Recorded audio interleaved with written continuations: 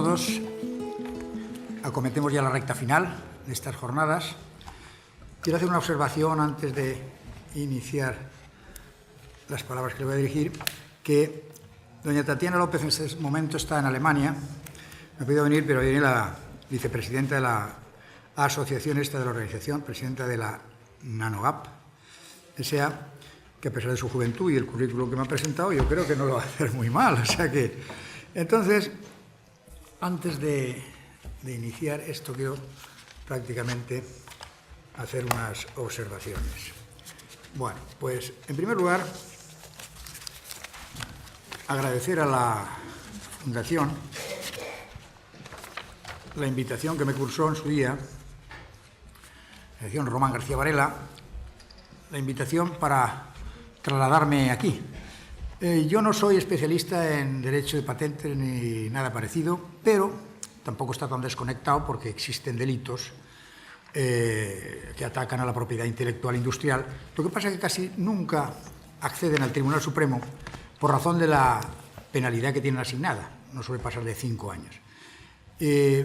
Podría lo sucesivo venir como anexo, un delito anexo a otro más importante, en cuyo caso tendríamos que conocer, y actualmente con el nuevo recurso implantado en nuestro país con respecto a los delitos menos graves que conocen las audiencias provinciales en apelación de los juzgados de lo penal, podría venir algún asunto de esta naturaleza siempre, que es la regla general, que las audiencias provinciales mantengan criterios contrapuestos o contradictorios. Y dentro de la misma audiencia provincial, a lo mejor dice la sección primera, dice una cosa, la cuarta dice otra, etcétera, etcétera. En ese sentido cabe el recurso de casación y por esa vía también llegaría a conocer de esta materia. Pero en lo demás, especialista no. Bien, agradecer a la Fundación y decir también que en el tiempo que estuve en el Tribunal Supremo, 17 años, pues coincidí por lo menos 12 con Román García Varela. Sin embargo, a pesar de esa coincidencia, como él está en la sala primera, yo en la segunda, que estamos en plantas diferentes, él en una sala y en otra, pues a lo mejor lo veías una vez cada 2 meses, te cruzabas buenas tardes, buenas noches, etc.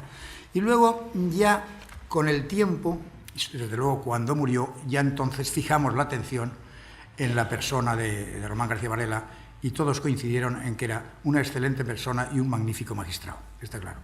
De todas formas, el estar aquí lo debo a los buenos oficios de Carlos Lema de Besa, que me convenció de que tenía que venir aquí y digo, está un poquito lejos. Bueno, entonces digo yo, acepto tu invitación y me puse manos a la obra y realicé un trayecto en oblicuo desde Alicante hasta aquí, casi 1000 kilómetros. No me quejo de eso, porque por un lado también abandoné el infierno alicantino y llegué al placentero clima de Sarria. Si eso añadimos el carácter acogedor de sus gentes y el nivel gastronómico que usan aquí, pues el agradecimiento a Carlos es doble. Bien, 2 cosas antes de comenzar quería hacer notar. Un compañero mío de la Sala Segunda de Madrid me dijo que qué cosa más curiosa que hubieran elegido un tema para él raro y extraño de las patentes. Él había venido aquí algunas veces y dice, me parece extraño. Digo, pues a mí me parece muy correcto. Creo que la gente no le da la importancia que debe tener a las patentes y a las marcas, y eso para mí, que lo he vivido de cerca, eso sí lo he vivido de cerca en Alicante, es un emporio de riqueza, es un elemento fundamental para el desarrollo, para Europa, las marcas. Bueno, en Alicante, lo voy a decir, lo que supone la OAMI, Oficina de Armonización de Marcas en Alicante. La Oficina de Armonización de Marcas en Alicante, cuando era presidente de la audiencia, cuando se instaló allí y empezó a funcionar, me dijo el presidente de la Generalidad, ¿dónde empujamos un poco más? A la creación de un nuevo Palacio de Justicia, oficinas judiciales, porque estaban enfrente del ayuntamiento las que hay ahora, y el ayuntamiento quería apoderarse de ellas para llevar a cabo allí servicios municipales. Y digo, no, sin lugar a dudas, la OAMI. Total, que todavía es la audiencia, está donde estaba, no han hecho el nuevo Palacio de Justicia y la OAMI sigue funcionando, pero funcionando a un nivel que les puedo decir, es autosuficiente, en primer lugar, los ingresos que tiene son astronómicos, pagaron con esos ingresos por las tasas que se pagan, por las patentes, por las marcas que se inscriben, el edificio fundamental, que es grandísimo, los edificios complementarios y anexos que se hicieron, llevan a cabo con los ingresos el mantenimiento de la institución, pagan, por supuesto, todos los sueldos de los funcionarios, que hay creo que más de 1.000, muy pocos bajarán de los 6.000 euros funcionarios, y todavía hay un remanente que tienen que devolver a Europa. Entonces, yo ayer hablaba con la señora San Pedro, la directora de la Oficina de Patentes y Marcas de Madrid, y están asustados de que a la vista de ese excedente, de esa bonanza económica de Alicante, pues rebajen los precios y no sea rentable tener abierta la oficina, por lo menos respecto a marcas. A patentes no, porque no hay patente única, pero marcas sí hay una oficina europea con sede en Alicante. Y entonces, el problema que se planteaba allí es si tenían que si había duplicidad o, sin embargo, prevalencia de Alicante. Si son más baratos en Alicante y los rebajan, nosotros nos tenemos que ir, porque es mejor inscribir una marca en Alicante, una marca europea en Alicante, porque surte efecto en España. España es Europa también, es para Europa y en España tendría virtualidad, ¿vale? Para España y para toda Europa. Le escriben ahí y resulta, entonces tienen miedo de que desaparezca. Entonces, yo dije que en principio está todo quieto, parado y no hay ningún problema. Y otra cosa que quería hacer notar también es las competencias que ayer magistralmente desarrolló el presidente de la Audiencia Provincial de La Coruña, señor Seane. Pues sí, además de Madrid, Barcelona y Valencia, en cuanto concierne a las marcas y los diseños y dibujos industriales, los competentes en toda España son los 2 juzgados de lo mercantil de Alicante, con recurso a la sección 8ª de Alicante, que solo está dedicada exclusivamente a la resolución de los conflictos relativos a marcas, dibujos y diseños industriales. Nada más eso. La 8ª sección se dedica a eso. Podría estar hundida de tanto problema, pero quiero yo que no soy un especialista en esto, cabe la posibilidad de la sumisión expresa o tácita previamente a algún otro tribunal, porque si todo fuera a la Audiencia de Alicante la hundirían. Total, que hay una sección 8ª dedicada a esto exclusivamente.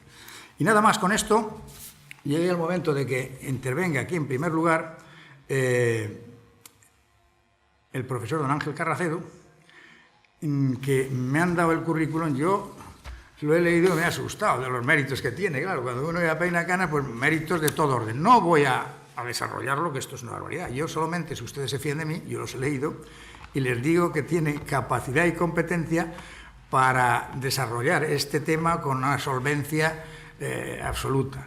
Y por lo tanto, si quiere que le diga, pero es que son increíbles las posibilidades que tiene. Dirección de tesis doctoral del 52, miembro de la Bar de Sociedad, es increíble. Una vida profesional activa y nutrida y llena de éxitos, condecoraciones, etcétera, etcétera, etcétera. Pues bien, sin más, yo le cedo la palabra a don Ángel Carracedo. Pues muchas gracias y buenos días a todos. Bueno, una cosa que tenga mucho currículum y otra cosa que tenga capacidad para hablar de patentes, que creo que no. Seguro. Pero sí. Agradezco muchísimo, la verdad, la invitación de Carlos. Si acepté la invitación fueron por 2 motivos. Uno, por Carlos, aunque ya le dije, Carlos, pero yo no sé de esto.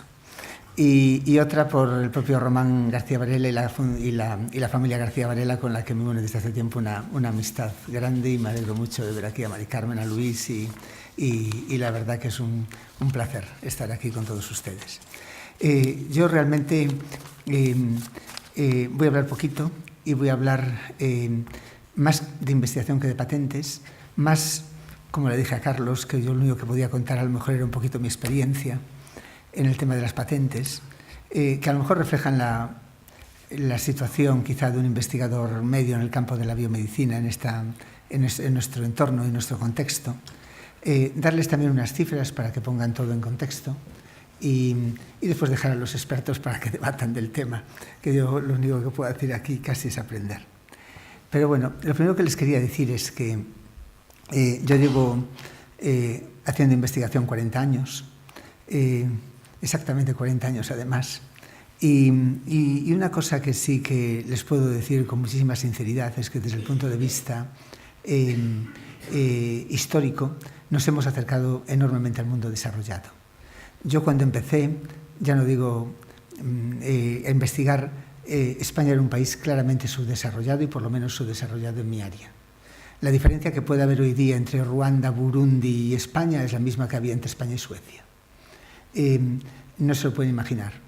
Ya que está aquí Luis, pues en el campo de la medicina forense, de la medicina legal, no se había publicado nunca, hasta que yo publiqué los primeros artículos de mi tesis, ningún artículo en una revista en lengua inglesa.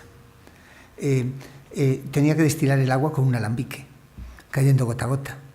En Suecia había un grifo y salía el agua. Hoy todo ha cambiado, en infraestructuras, en medios. Cuando voy a un país que voy, prácticamente todas las semanas, no me toca otra que ir por el mundo adelante, veo que tiene más eficiencia en general y con menor esfuerzo consiguen más resultados, pero yo no tengo nada que envidiar de los medios que ellos tienen, tengo prácticamente lo mismo. Y nos hemos aproximado enormemente. El número de investigadores ha crecido, de esto les hablaré, pero tenemos centros de investigación potentes, incluso en Galicia, aunque no tenemos ningún centro público de investigación, a diferencia de otras comunidades. No tenemos CENIOS, CENACS, CENICS, ni nada de esto. Es la única comunidad que no los tiene. Pero es cierto que ligado a la universidad, y en mi caso también ligado al sistema sanitario, hay centros potentes donde se puede investigar, la gente se puede formar, y esto ha cambiado mucho. En algunas áreas, en forense somos los líderes a nivel mundial, en investigación forense, pero no solo en medicina forense, en otras muchas áreas, nanotecnologías, por ejemplo, otras áreas de la biomedicina, pues somos líderes nacionales o internacionales, y hay grupos que lo son. Publicar científicamente en lo que llamamos top journals, que son Nature y Science. El primer artículo que se publicó en Galicia fue un artículo de genetistas que ahora están en la Universidad de La Coruña, de Josefina Méndez Felpeto y Manuel Fondevila, en el año 1978. Nature publica artículos todas las semanas desde el año 1930. Hasta el año 1978 no se publicó ningún artículo en Nature o Science en Galicia. El siguiente fue un artículo de nuestro grupo en el 85. Hoy día se publican 4 o 5 artículos por año desde Galicia en estas revistas. Esta es una situación que era inimaginable cuando yo comencé. La situación real de nuestro país en investigación, como muchas veces se hace mucha propaganda de lo buenos que somos, tampoco nos refleja la realidad. España es un país que en cifras globales de investigación, en producción científica, ya les hablaré de otras cosas, está el 10º del mundo. Pero esto es en total, y somos un país grande. Me hace mucha gracia cuando veo las estadísticas por números, pues no relativas al número de habitantes o relativas a la producción, porque engañan totalmente. Si uno mira cuál es nuestra situación real en proporción de población, o sea, en producción científica por millón de habitantes, somos el país 23 del mundo, muy cerquita de Grecia. Ya si utilizamos otros parámetros de investigación, como premios Nobel por millón de habitantes, no estamos ni en la lista. Y una cosa muy interesante ver es que existe una correlación muy alta entre renta per cápita y producción de investigación. Los países que tienen más producción de investigación y más premios Nobel por habitante, que por cierto es Suiza, prácticamente la correlación es exactamente igual. De ahí que la importancia que tiene la investigación como desarrollo del motor económico de un país y del bienestar, por lo menos económico del país, que el bienestar de los ciudadanos puede ser un poco distinto. Hay una correlación directa entre el gasto que se hace en I+D y los parámetros anteriores, o sea, entre lo que es publicaciones científicas, producción científica, premios Nobel y riqueza de un país, hay una correlación absoluta. España más o menos se gasta un 1,40% del PIB en investigación. Desde hace unos años el objetivo fijado por la Unión Europea para para el conjunto de España en producción científica es del 2% del PIB. Un objetivo en el que nos hemos alejado un poquito estos años de crisis, íbamos teniendo una extensión fuerte, pero claro, como a todos los sectores, la crisis nos ha afectado. En este momento está mantenido en alrededor del 1,35%, y es nuestra situación que tenemos. Pero es una situación muy desigual por comunidades autónomas, tremendamente desigual. Estoy viendo que muchos sectores de la vida, lejos de tener una equidad o una uniformidad, que yo creo que hasta económicamente sería ventajosa, se van aumentando las desigualdades, y en este caso es muy notable. El País Vasco es el país que es la comunidad, la región que más invierte en I+D, seguido de Navarra y de Madrid. El País Vasco pasa ya del porcentaje que está estimado que sería lo ideal para la media del país, lo cual es muy bueno para ellos. Islas Baleares, otras comunidades muy poquito. Galicia está alrededor del 1%. El problema es que si uno aplica lo que está sucediendo a la perspectiva del 2020, lo que se ve es que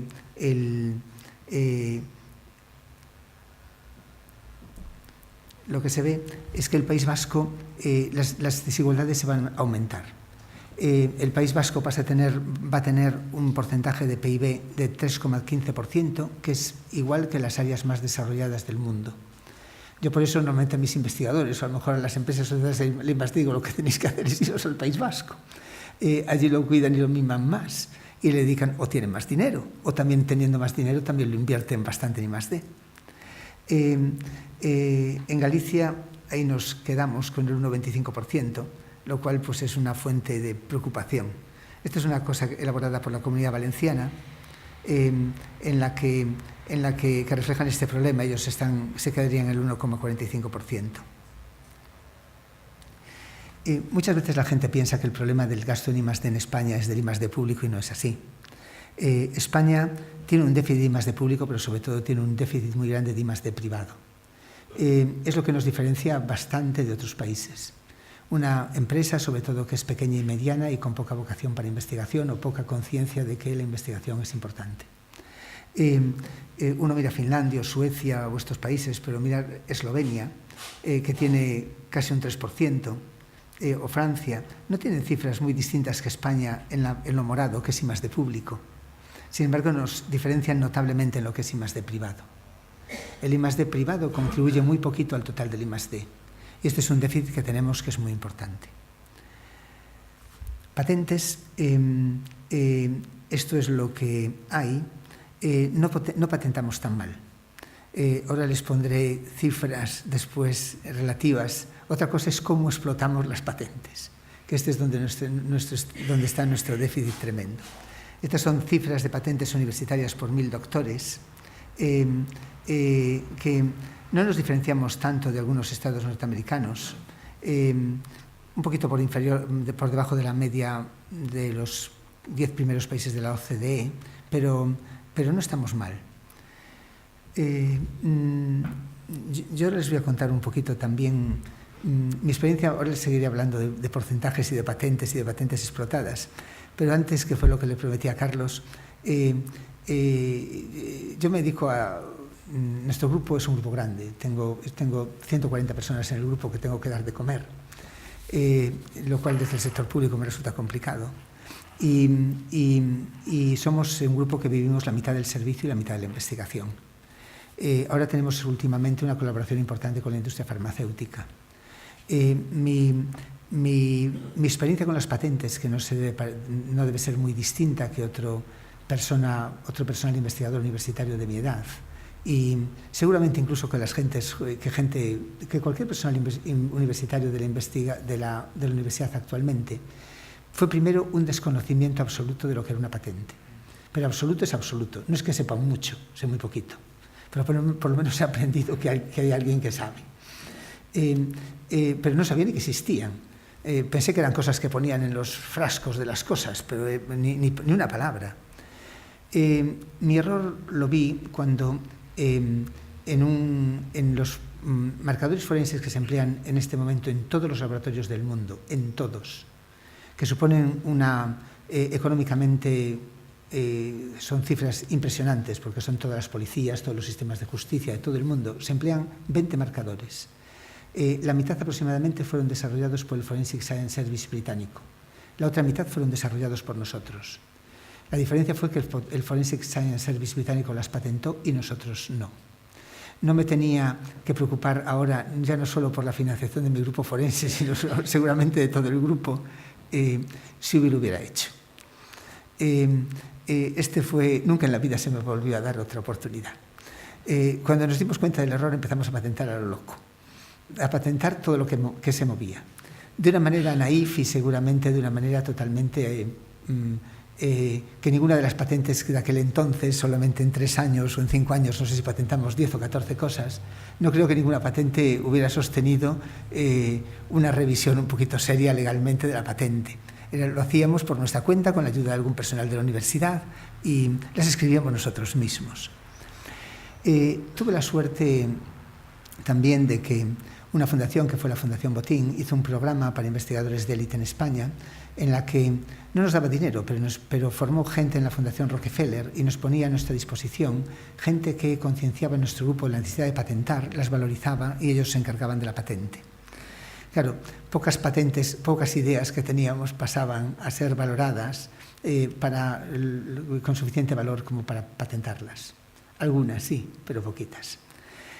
Actualmente no estamos haciendo esto, sino que actualmente la parte de investigación que está más ligada a servicios, lo que hacemos es ya ni siquiera patentarla, es tratar de ponerla en el mercado lo antes posible. Es un campo muy dinámico, muy especial, pero sí tenemos una colaboración muy grande con la industria farmacéutica para el desarrollo de fármacos, con una estructura que tengo conjunta con una profesora de la universidad, que es Mabel Loza, y donde colaboramos de la mano de grandes farmas. Y sí que nos encargamos esto sí que se patenta todo, pero lo patenta, llegamos a acuerdos y lo patentamos de mano de la industria farmacéutica. Yo no me ocupo, pero sé que eso se protege de forma adecuada.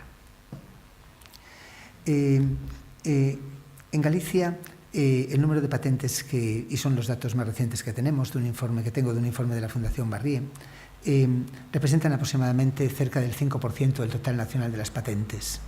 Es un poquito menos que nuestro PIB, bueno, más o menos como nuestro porcentaje de PIB del total nacional y un poquito menos que nuestra población, pero sí que está creciendo de forma muy importante. Esto es el crecimiento en Galicia y el crecimiento en España en ese periodo, que ven que es importante. El problema en general es el que tenemos tanto en España como en Galicia, es que las patentes se hacen, se gastan una pasta, a veces se extienden, pero rara vez se explotan. De hecho, rara vez se extienden. Patentes europeas en Galicia, en relación con el total estatal, patentes PCT, son el 3,3% y patentes europeas solamente el 1,9% del total estatal. En conjunto, en España siempre hay un déficit enorme de explotación de patentes, sobre todo desde el punto de vista de la investigación universitaria. Se hacen un poquito como mérito, pero no se hacen pensando realmente en su explotación, muy a menudo. También no existen los mecanismos, y ahora les hablaré, para poder hacerlo. No tenemos los medios realmente muchas veces para poderle quitar el valor a lo que patentamos. Este es el otro problema grandísimo. Hay varios modelos en el mundo. Grandes universidades o grandes centros, por ejemplo el MIT o Oxford, que producen muchísimas patentes, ya tienen las compañías farmacéuticas en el sector de biomedicina alrededor. Hay lugares en el mundo donde todo se concentra y donde esa interacción entre la industria y la academia es muy fácil, porque la industria ya está todo el tiempo viendo qué es lo que se patenta para llegar a acuerdos y para explotarlas. El tema es que yo creo que la propia industria, por lo menos la industria farmacéutica, se está dando cuenta que este no es el modelo. Las ideas no se concentran en Oxford, Silicon Valley y Zurich. Las ideas son dispersas. Este mapa que ven abajo es la producción científica del mundo. Y es mucho más dispersa que los hubs, que los clústeres de investigación biomédica con compañías. Se pierde mucha idea por no ser explotadas correctamente. Algunas universidades europeas están solucionando este problema de una manera muy inteligente. Es muy típico de universidades norteamericanas que una vez al mes invitan a compañías en mi sector, farmacéuticas básicamente, compañías del sector biomédico, biotecnológicas, y las invitan a una presentación de las patentes mensualmente que desarrolla su centro.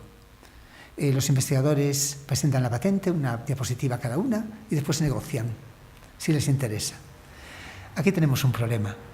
Las oficinas de transferencia de la universidad son minúsculas, dispersas y absolutamente no especializadas. Tenemos un problema. Hay OTRIs por todas partes, pero todas pequeñísimas y sin ese tipo de know-how y ese tipo de tamaño para poder hacer acciones de este estilo. Yo creo que hacen falta acciones, por lo menos a nivel gallego, si no a nivel nacional, de concentración. Si no, es que es absolutamente imposible, porque no podemos competir. No podemos llegar al sector que quiere comprar esas patentes, ni las podemos poner en valor. Y este es nuestro problema, que es gravísimo en este momento. Yo, para ponerles un ejemplo de la cantidad de OTRIs, ya no en el tema de las patentes, en otro tema, nosotros saben que los investigadores vivimos mucho, o yo por lo menos, del sector público, ahora un poquito más de colaboración público-privada, y entonces vimos de proyectos europeos y proyectos nacionales que salen, en nuestro caso fundamentalmente proyectos europeos, y entonces las distintas oficinas me dan alertas de que salieron los proyectos. Yo en este momento solo de Galicia recibo 9. O sea, hay 9 personas haciendo exactamente lo mismo. En el Hospital de La Coruña, en el Hospital de Vigo, en el Hospital de Santiago, en la Universidad de La Coruña, en la Universidad de Vigo, en la Universidad de Santiago, en la Fundación de no sé qué. Esto es lo mismo en todo. Así no se puede progresar. Se están haciendo desde el asunto, yo creo que acciones interesantes y adecuadas, en el sentido de que sí que nos damos cuenta que el problema que tenemos importante es el I+D privado. Cómo estimularlo. Y se están haciendo pues, ideas de compra pública innovadora, transferencia recíproca, un programa muy importante que está poniendo en valor algunas patentes que estaban sin explotar, como el programa Ignicia. Creo que sigue habiendo un déficit importante de personal. El número de investigadores es todavía muy bajo. Es bajo en España, pero es bajo en Galicia respecto al total nacional. Estas son las cifras para ya concluir. Tenemos un 5,8% de la población, tenemos más o menos el 5% del PIB nacional, tenemos el 4% de investigadores del total nacional, publicamos bastante más que la media de España, o sea, nuestros investigadores trabajan mucho y son buenos. Conseguimos un 5% de dinero de proyectos públicos, representamos el 5% de las patentes en biomedicina, pero solamente somos el 2,5% de patentes europeas, lo cual es un problema que veo que este problema grave de España en general en nuestra comunidad está agravado.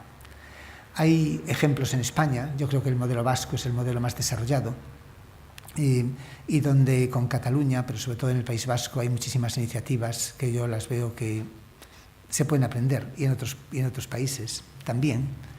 Veo que nuestro déficit importantísimo es, y muy ligado al problema básico del sector público, es la retención y la captación de talento.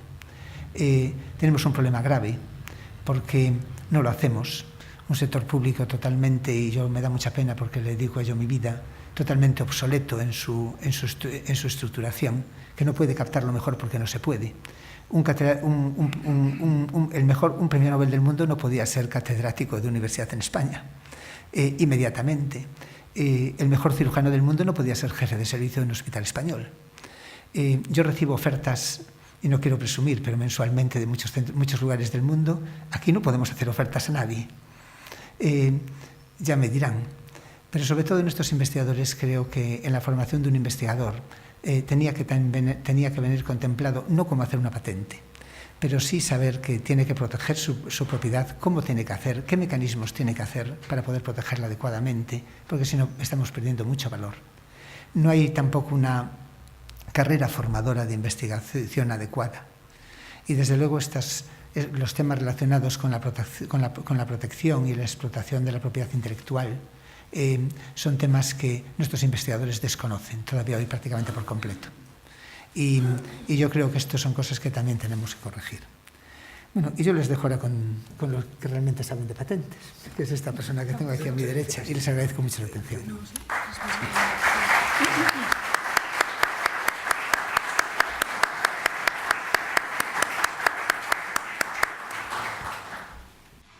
Bien, y sobre el tema, siguiendo el programa de la empresa de patentes, nos va a hablar Eldara Rodríguez. Su currículum también prácticamente me lo voy a saltar porque para la juventud que tiene, sus méritos, su formación académica, la experiencia laboral y las publicaciones científicas le avalan como una experta en esta materia. Por lo tanto, no les enrollo con los detalles de todo orden. Sí, ya la abro yo, si quieres. Y le cedo ya la palabra a Eldara. La media hora puede ampliarse o reducirse, quiere decir que hay flexibilidad. Vale. Cuando yo, por ejemplo, presido una sala y digo, mira, procuren los abogados utilizar un tiempo de un cuarto de hora, 20 minutos, no le quiero... Digo, oye, pero no es obligatorio utilizar los 20 minutos, un cuarto de hora, si lo hacen en menos tiempo no pasa nada. De acuerdo, pues tiene la palabra. Vale, no lo tengo medido, Eldara. o sea que me viene bien la no flexibilidad. no te preocupes. Puedes pasarte o no llegar, ¿entiendes? Pues no lo sé, a ver, vamos a ver cómo sale. Bueno, en primer lugar agradecer la invitación porque, bueno, cuando nosotros no es que seamos expertos en patentes, pero sí es cierto que nosotros somos como el siguiente paso a la universidad. Nosotros somos una spin-off que surgió de la universidad, precisamente de una patente, de un grupo de investigación, en un área en la que hay mucha investigación, sobre todo en los últimos años, como es la nanotecnología, en la que hay muchas patentes, luego más adelante os lo voy a mostrar. Y lo cierto es que ya desde el principio, para realizar esa transferencia y hacer que la relación con la universidad siga siendo fluida, que no sea simplemente, tenemos esta idea, ahora ya hacemos la empresa, bueno, ahora ya vamos aparte, entonces seguimos teniendo relación con la universidad, seguimos haciendo transferencia, siempre ha sido muy, muy importante la protección de los resultados, tanto los que vienen de la universidad, que sigue produciendo en nuestra área, como de las cosas propias que llevamos desarrollando en la propia empresa. Entonces, aunque no somos expertos, sí que nos gusta rodearnos de expertos porque somos muy conscientes de lo importante que es si queremos estar en el mercado y sobre todo porque nuestra aspiración no es el mercado español. Nuestros productos son tecnológicamente muy avanzados y la idea ahora mismo es estar a nivel internacional. Y por lo menos, aunque es cierto que cada mercado y cada área es distinta y tiene unas estrategias distintas a la hora de la protección de la propiedad industrial, en nuestro caso es muy importante y de hecho nos ha abierto muchísimas puertas, ¿no? Entonces, bueno, he intentado enfocar un poco la presentación, un poco llevarla a nuestro terreno, que es la nanotecnología, un poco para que sirva como ejemplo de el trabajo que hacemos, por qué son importantes las patentes para nosotros y cómo nosotros las enfocamos. Y bueno, espero que resulte interesante. La he intentado estructurar un poco así, hablar un poco de lo que es la nanotecnología para que se entienda. No me voy a meter en disquisiciones muy profundas sobre el tema, porque bueno, eso nos podría llevar a una charla totalmente distinta y mucho más larga, pero bueno, un poco ubicar para que se vea, contextualizar tanto la empresa como nuestro enfoque de la propiedad intelectual.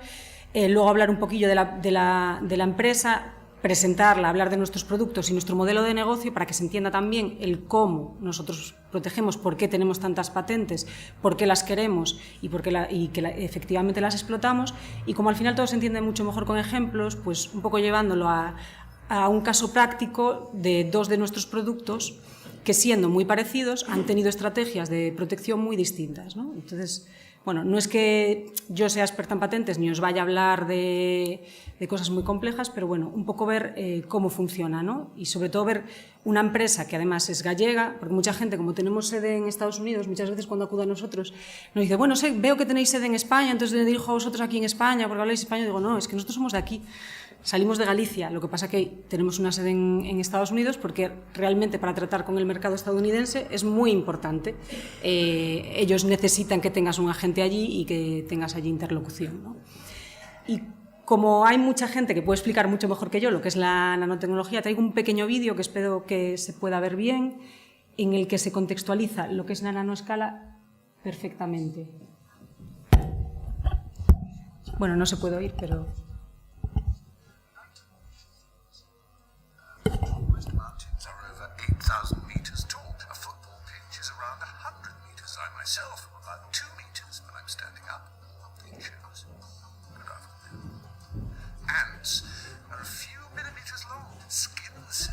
About 30 micrometers. We can't see things this small. A bacterium is about 2 micrometers. Smaller still are viruses and phages. And so we go down to DNA, our molecular blueprints. DNA is 2 billionths of a meter in diameter, or more conveniently, 2 nanometers, the units that we used to measure the building blocks of everything. Welcome to the nanoscale. Y básicamente esto es la nanotecnología. Realmente se dedica a los materiales que se encuentran en esa escala. Ahora mismo ya se ha refinado más la definición, porque realmente nanométrico tú lo puedes poner todo, ¿no? Y realmente ahora se tratarían de los materiales que están entre 1 y 100 nanómetros, ¿no? Por una parte estarían las nanopartículas clásicas, se pueden considerar clásicas porque no son de hace tanto tiempo, como las podéis ver ahí, nanofibras, nanorods o nanopartículas esféricas, que no dejan de ser metales con una escala muy pequeña, en la escala del nanómetro, que es 10 elevado a menos 9 metros, pero que presentan unas propiedades que se ven aumentadas y modificadas debido a la gran relación de superficie con respecto al volumen total. Esto se entiende muy bien en el cuadrito en este esquema, ¿no? Nos podemos imaginar que un cubo compuesto con el cubo total de este tamaño tiene muchísima menos superficie que si este cubo lo dividimos en cubitos mucho más pequeños. De esta manera, esas propiedades, esa alta relación de superficie es la que hace que aparezcan unas propiedades muy interesantes que, bueno, han llevado a todo el boom de la nanotecnología, que haya sido durante los últimos años, se haya puesto mucho dinero, mucho esfuerzo en desarrollar productos para que efectivamente ahora, a día de hoy, ya estén en mercado. Dentro de la nanotecnología también se ubican los clústeres cuánticos atómicos, y os voy a hablar un poquillo de ellos porque precisamente fue esta invención la que llevó al grupo de Nanomag, de los profesores Arturo López Quintela y José Rivas, a publicar la patente que finalmente llevó a la fundación de NanoGap y que es nuestra plataforma tecnológica base de la que se desarrollan el resto de los productos y el resto de patentes que tenemos, ¿no? Los clústeres cuánticos atómicos son mucho más pequeños, son subnanométricos y se tratan de agrupaciones de unos pocos átomos y ya tienen un comportamiento molecular. Con lo cual, ya no es que haya unas propiedades metálicas que al tener mucha superficie se ven amplificadas. En este caso aparecen nuevas propiedades muy interesantes. A mi profesor, a mi director de tesis, que fue el profesor Arturo López Quintela, le gusta mucho hablar de la tabla periódica en 3 dimensiones, ¿no? Bueno, como somos químicos nos gusta mucho la tabla periódica y siempre que podemos la metemos, ¿no? Entonces, se trata de que realmente existiría una tabla periódica en 3 dimensiones que haría que tenemos el material masivo de cualquier metal, como por ejemplo el oro y la plata, que son 2 de los metales con los que nosotros trabajamos. Ahí tenemos unas propiedades. Cuando tenemos las nanopartículas tenemos otras y con los clústeres cuánticos atómicos de distintos tamaños tenemos otras totalmente distintas, lo que hace que no es que tengamos todos estos elementos de la tabla periódica, sino muchísimos más, ¿no? En 3 dimensiones. Ya simplemente para poner un ejemplo del tipo de propiedades y de comportamientos que tienen las nanopartículas, por qué son tan interesantes, por qué se están utilizando tanto, un ejemplo así muy típico y que a todos los nanotecnólogos nos gusta usar son las propiedades ópticas. Las nanopartículas, debido a esta alta relación de superficie, pueden presentar colores. En este caso se tratan de nanopartículas de oro que, dependiendo del diámetro de la partícula o del número de átomos del clúster, pueden pasar de colores tanto de no tener color como a ser violeta, rojo, azul, verde, todos los colores que veis ahí. Y no es que esto sea algo nuevo, no es algo que hayamos descubierto en los últimos años, es algo que ya usaban en la antigüedad para hacer, por ejemplo, aquí tenéis la copa esta que está aquí, que cambia de color, que se ve distinta según se ponga la luz desde dentro o se ilumine desde fuera, es de la época romana, es la copa de Licurgo. Y también este tipo de materiales se usaban para hacer las vidrieras de las catedrales que todos podemos ver, ¿no? Pues, por ejemplo, el color rojo se sacaba de nanopartículas de oro de un determinado diámetro y, sin embargo, el amarillo de nanopartículas de plata. No es que en la antigüedad les llamasen nanopartículas, pero ellos sabían que cuando molían finamente oro y plata y lo mezclaban con el vidrio, tenían estos colores. Otro tipo de propiedades que son también bastante interesantes son las propiedades magnéticas. Las nanopartículas se pueden agrupar de una manera que se puede hacer que un fluido sea magnético y se comporte como podéis ver en esta figura.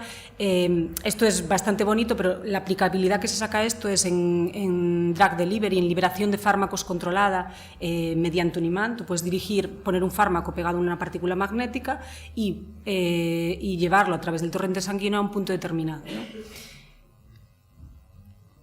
Y ahora ya pasamos a hablar de patentes. Esta es la primera patente que llevaron a cabo los profesores Arturo López Quintela y José Rivas. Si bien los clústeres cuánticos atómicos era algo que ya se conocía, ellos lo que se consiguió desarrollar en el grupo de investigación, en el NanoMag, fue un método de poder producirlos de manera escalable y de manera aislada con un tamaño muy definido y que fueran estables, porque hasta ahora no se sabía que eran estables, se producían en condiciones muy determinadas, se les medían propiedades, pero nadie era capaz de sintetizarlos, ¿no? Y los profesores del grupo NanoMag fueron capaces de desarrollar ese proceso, que fue lo que se protegió en el año 2005, ¿no? A día de hoy esta patente ya está concedida en España, en Estados Unidos y en Corea del Sur. Sí es cierto que esta fue una patente que, pues igual que le pasó al profesor, inicialmente en el grupo, se escribió en el grupo con ayuda de la OTRI determinada, pero sí que es verdad que no estaba muy bien escrita porque no hubo un asesoramiento legal adecuado, y aunque ahora sí la tenemos concedida porque es verdad que técnicamente es muy, muy, muy buena, la manera esta redactada hizo que nos resultara bastante cara, porque en el proceso de examen y de defensa de esta patente, pues tuvimos a lo mejor que responder, sobre todo en Estados Unidos y en Japón, a una serie de acciones oficiales, cada una la pagas, traducciones y demás, ¿no? De ahí también recalcar lo que comentó el profesor antes de la importancia de tener gente que te ayude en la redacción. No es necesario que un científico sepa escribir una patente, porque son lenguajes totalmente distintos. Aunque parece que es científico, no es lenguaje científico. Pero es muy importante contar con gente que sea experta en el lenguaje legal, porque es un texto legal, no es un artículo. No tienes que hablar de moles, de moléculas, de gramos. Tienes que escribirlo de manera que quede perfectamente protegido, que no haya ninguna duda y acorde con la ley de los distintos países a los que quieres ir, porque eso también es algo que cambia mucho, ¿no? Y esta fue la patente que dio pie a la fundación de NanoGap. NanoGap se fundó en 2006 y siempre tuvimos muy claro que esto era algo diferenciador. Había mucha más gente que hacía en el mundo nanopartículas, ¿no? Que hacía nanomateriales, nanofibras, que son cosas que nosotros también hacemos. Pero esta plataforma tecnológica, que es diferenciadora, que es una patente que a día de hoy es fuerte, que está protegida en Estados Unidos y en Corea del Sur, y en Japón creo que en los próximos meses probablemente sea concedida, porque ya tuvimos una comunicación positiva del examinador. Esta patente siempre ha supuesto un muy buen acercamiento a los posibles futuros clientes y siempre ha supuesto una diferenciación en el mercado internacional, ya que nosotros somos los únicos que los podemos producir. Y bueno, creemos que fue uno de los pilares fundamentales, ¿no? Ahora ya pasamos a un poquillo a los números. He querido poner un poco sobre el sector industrial de la nanotecnología, porque está totalmente relacionado luego con lo que viene siendo la propiedad intelectual. Lo he llevado a la parte de, ya no son datos generales, son más llevados a la parte de la nanotecnología, que es la que nosotros entendemos. Se trata, en España, pues al igual que pasa con la investigación, vamos un poco por detrás. En 2016 había en torno a 100 empresas con alguna dedicación a la nanotecnología. Ya no que sean al 100%, como el caso de NanoGap, sino que tengan algún área o algún uso o alguna orientación hacia nanotecnología, ¿no? Según la Phantoms, Esta es la creación de empresas, de base tecnológica dedicada a la nanotecnología es esta, que teniendo en cuenta la proyección internacional que tiene la nanotecnología tampoco nos deja muy bien, pero bueno, sí es cierto que la calidad de los grupos y la calidad de la ciencia que se hace en nanotecnología en España es muy buena. Entonces, hay parte positiva y parte negativa. Con respecto al nivel internacional, a día de hoy hay 7.781 productos. Aquí, por ejemplo, no son productos directos a consumidor. Aquí, por ejemplo, no estarían incluidos nuestros productos porque nosotros en la cadena de valor estamos muy al principio. Nosotros fabricamos un material para dárselo a alguien que fabrica otro material, que se lo da a otro, que finalmente llega al usuario final, ¿no? Entonces, solo teniendo en cuenta productos que directamente llevan nanomateriales o nanotecnología en el mercado, son 7.781 productos, 1.268 compañías, y en sectores tan variados como puede ser la cosmética, la alimentación, electrónica, energías renovables, textil, en muchos sectores. En España, en este caso, productos directos hay pocos. Sí es cierto que ahí pone que hay 9 compañías. Son 9 compañías que venden directamente productos que tienen nanomateriales al consumidor. Sí es cierto que hay más compañías, como comentábamos antes, ¿no? Pero sí es cierto que al final todas las empresas que hacemos nano, al final tienes que vender afuera, porque luego vamos a ver un ejemplo de productos que nosotros tenemos, pero nosotros, por ejemplo, hacemos nanofibras de plata que las vendemos para hacer pantallas táctiles. Eso, obviamente, hay que irse al extranjero, a Japón o a Estados Unidos, si no estás fuera, ¿no? Con respecto a la propiedad intelectual, la nanotecnología es un área bastante activa y que de hecho va creciendo en número de publicaciones, número de solicitudes. Estas cifras son solicitudes de patentes en la UPSTO, en Estados Unidos, y en EPO, ¿no? Que al final son las oficinas así, por lo menos para nosotros, más interesantes. Como se puede ver, en el año 2016 se publicaron en torno a unas 10.500 en el mundo, de las cuales la mitad fueron de Estados Unidos. España aquí no está ubicada a lo mejor en un lugar muy alto, pero bueno, estamos en el lugar número 18. Aquí se puede ver en detalle el gráfico de España, en el que la tendencia es igual que la del resto del mundo. El número de patentes desde el año 2001 fue creciendo progresivamente y sigue esta evolución, lo cual es muy positivo. Y claro, es desde este mundo pequeño, de estas pequeñas partículas, es donde NanoGap intenta sacar estas grandes oportunidades y este gran negocio, y siempre basándonos en la propiedad intelectual. Como le gusta decir a nuestra presidenta, es el activo más importante de nuestra compañía, es la inversión más importante que tenemos a día de hoy en la compañía, es la inversión en patentes, ¿no? Como ya más o menos os fui comentando antes, NanoGap se basa en una plataforma única para poder a partir de una patente, que es la de los clústeres cuánticos atómicos, desarrollada en la Universidad de Santiago, y gracias a ella hemos conseguido generar una cartera de productos que nos da acceso a una variedad de mercados con un alto valor y un alto crecimiento, ¿no? Con lo cual tenemos oportunidades a corto, medio y largo plazo. Estamos muy orgullosos de decir que tenemos una propiedad intelectual sólida, lo cual nos confiere una libertad operacional muy grande, que es uno de los puntos claves de la protección del conocimiento. Y bueno, tenemos éxito demostrado con el cliente. Y presentaros brevemente a nuestro equipo para que quede claro que los asesores científicos, que son los fundadores de la empresa, siguen formando parte activa del equipo. No trabajan para la compañía directamente, pero sí que son asesores. Entonces, para nosotros la transferencia tecnológica es algo que sigue vivo. Ellos, y esto nos ayuda tanto a que ellos nos puedan hablar de las invenciones más novedosas que van saliendo del laboratorio, y nosotros también les podemos hablar un poco, pasarles la parte de la visión que tenemos sobre cómo está el mercado, qué es lo que está pidiendo, cuáles son las necesidades, para que ellos también tengan en cuenta la parte de la patentabilidad de todas las invenciones que hacen. Porque así como decía antes el profesor, sí que es cierto que el investigador, y yo antes fui investigadora, antes que pasar a la compañía, entonces entiendo muy bien esa sensación. El investigador no piensa en patentar, piensas en publicar, porque en el fondo es lo que necesitas. Y yo recuerdo que muy al principio pensaba que patentar y publicar era totalmente contrario, ¿no? Que era opuesto, o publicas o patentas. Si estás haciendo una cosa, no haces la otra. Y no es cierto.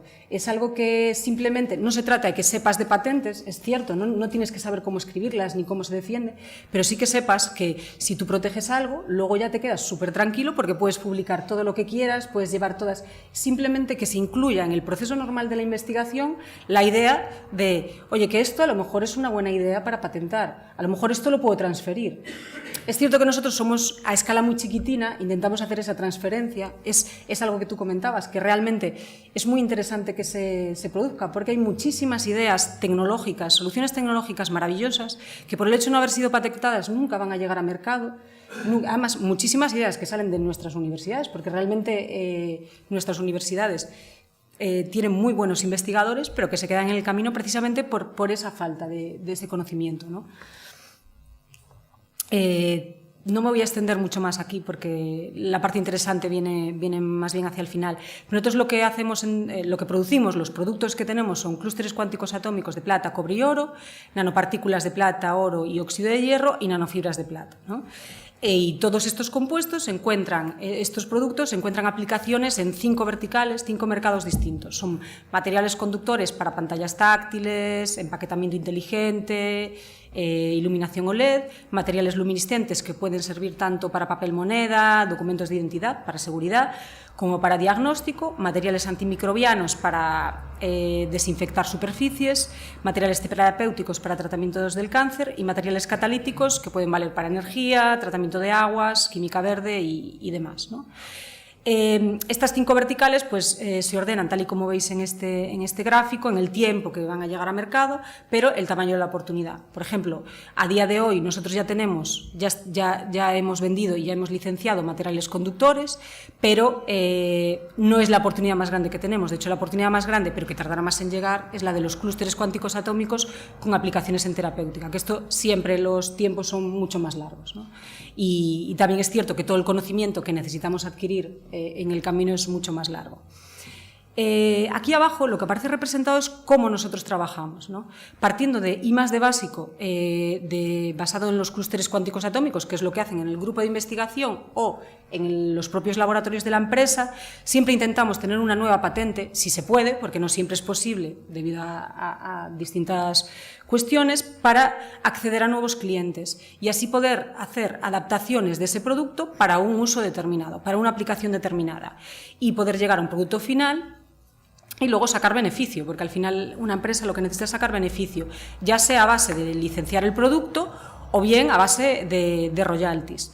Porque como comentaba antes, nosotros en la cadena de valor estamos muy al principio. ¿Qué pasa con eso? Que realmente el precio de nuestros productos es muy bajo comparado con el precio de los productos finales del consumidor. Por ejemplo, por poner un ejemplo, si una de nuestras nanofibras, van para un iPhone, nosotros no vamos a ver realmente el precio que nosotros tenemos que ajustar las fibras sería muy bajo, ¿no? Y para no perder ese valor que se va perdiendo a lo largo de la escala en precio, que va creciendo tanto para los productores finales, es muy importante tener protegida nuestras fibras, porque en el fondo nuestras fibras le están dando un valor mucho más alto que el coste que tienen para el producto final, porque es una solución tecnológica que muchas veces es muy necesaria para que precisamente ese producto tenga esas cualidades.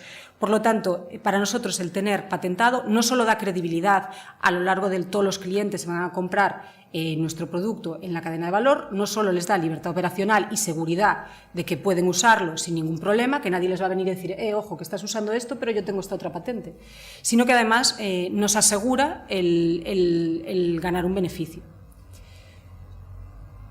Con respecto a la propiedad intelectual, por lo tanto, y esto resume un poco las cosas de las que ya he ido hablando a lo largo de la charla, para la relación con la universidad, para realizar la transferencia tecnológica, es muy importante patentar y tener en mente la patente, porque el grupo necesita publicar, el grupo necesita seguir avanzando en sus investigaciones y nosotros necesitamos la patente. Entonces, para facilitar esa relación y que ellos puedan seguir publicando, lo importante es hacer esa comunicación, entender lo importante que es la patente y realizar la transferencia y luego ir generando siempre nuevos productos. Además, esto se tiene que alinear con la estrategia comercial, porque puede haber productos o nuevos desarrollos desarrollos, innovaciones muy interesantes, pero que a nivel de comercial vayan a sectores en los que o bien no interesa patentar, porque realmente es un sector en el que hay muchos productores y muchas soluciones, o realmente no es algo que a día de hoy se esté buscando, ¿no? Entonces, es muy importante alinear también la estrategia de patentar todo este desarrollo con nuevos productos con la estrategia comercial. Y para nosotros, además, a la hora de vender es muy importante el tener una propiedad intelectual robusta y fuerte, porque muchas veces futuros clientes, posibles clientes, hacen due diligence tecnológica. Por lo tanto, ellos hacen una especie de informes de libertad operacional para saber si realmente lo que nosotros les estamos vendiendo y le decimos que está muy patentado y seguro es cierto. Con lo cual, es importante tener no solo el título de, oye, yo he publicado esto, ¿no? Ya he patentado, ya tengo. No, realmente tienen que ser patentes que sean fuertes y sean defendibles, ¿no? Y todo esto para tener esa libertad operacional, asegurarnos los royalties y tener a los clientes seguros y contentos, ¿no? Nosotros lo que nos interesa, porque de lo que sabemos, es de nanomateriales. Nuestro interés es proteger siempre y mantener la propiedad absoluta de productos y procesos productivos. No nos interesa tanto patentar los usos determinados. ¿Por qué? Porque eso no es nuestro conocimiento.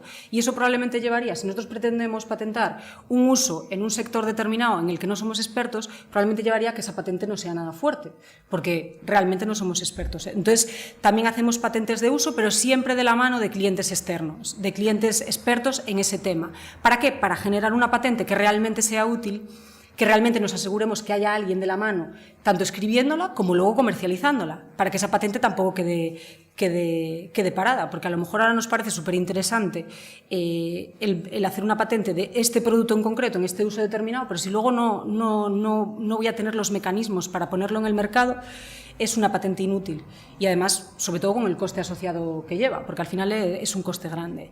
Como decías, la propiedad intelectual es el activo más importante de la empresa y la inversión anual que realizamos está en torno a 150.000 euros. Varía un poco dependiendo en qué año, porque hay veces que, bueno, si hay varias patentes que entran en las distintas fases regionales en conjunto un mismo año, pues el precio se incrementa y realmente está totalmente incluida en la estrategia de la compañía.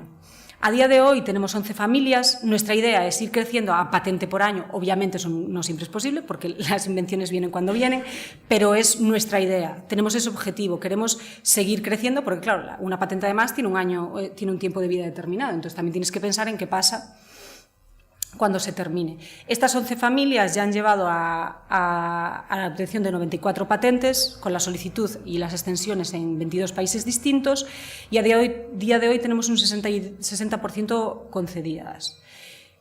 Bueno, aquí podéis ver una lista, ¿no?, de las patentes que tenemos. Y a la parte de la derecha podéis ver las distintas oficinas a las que van las distintas patentes.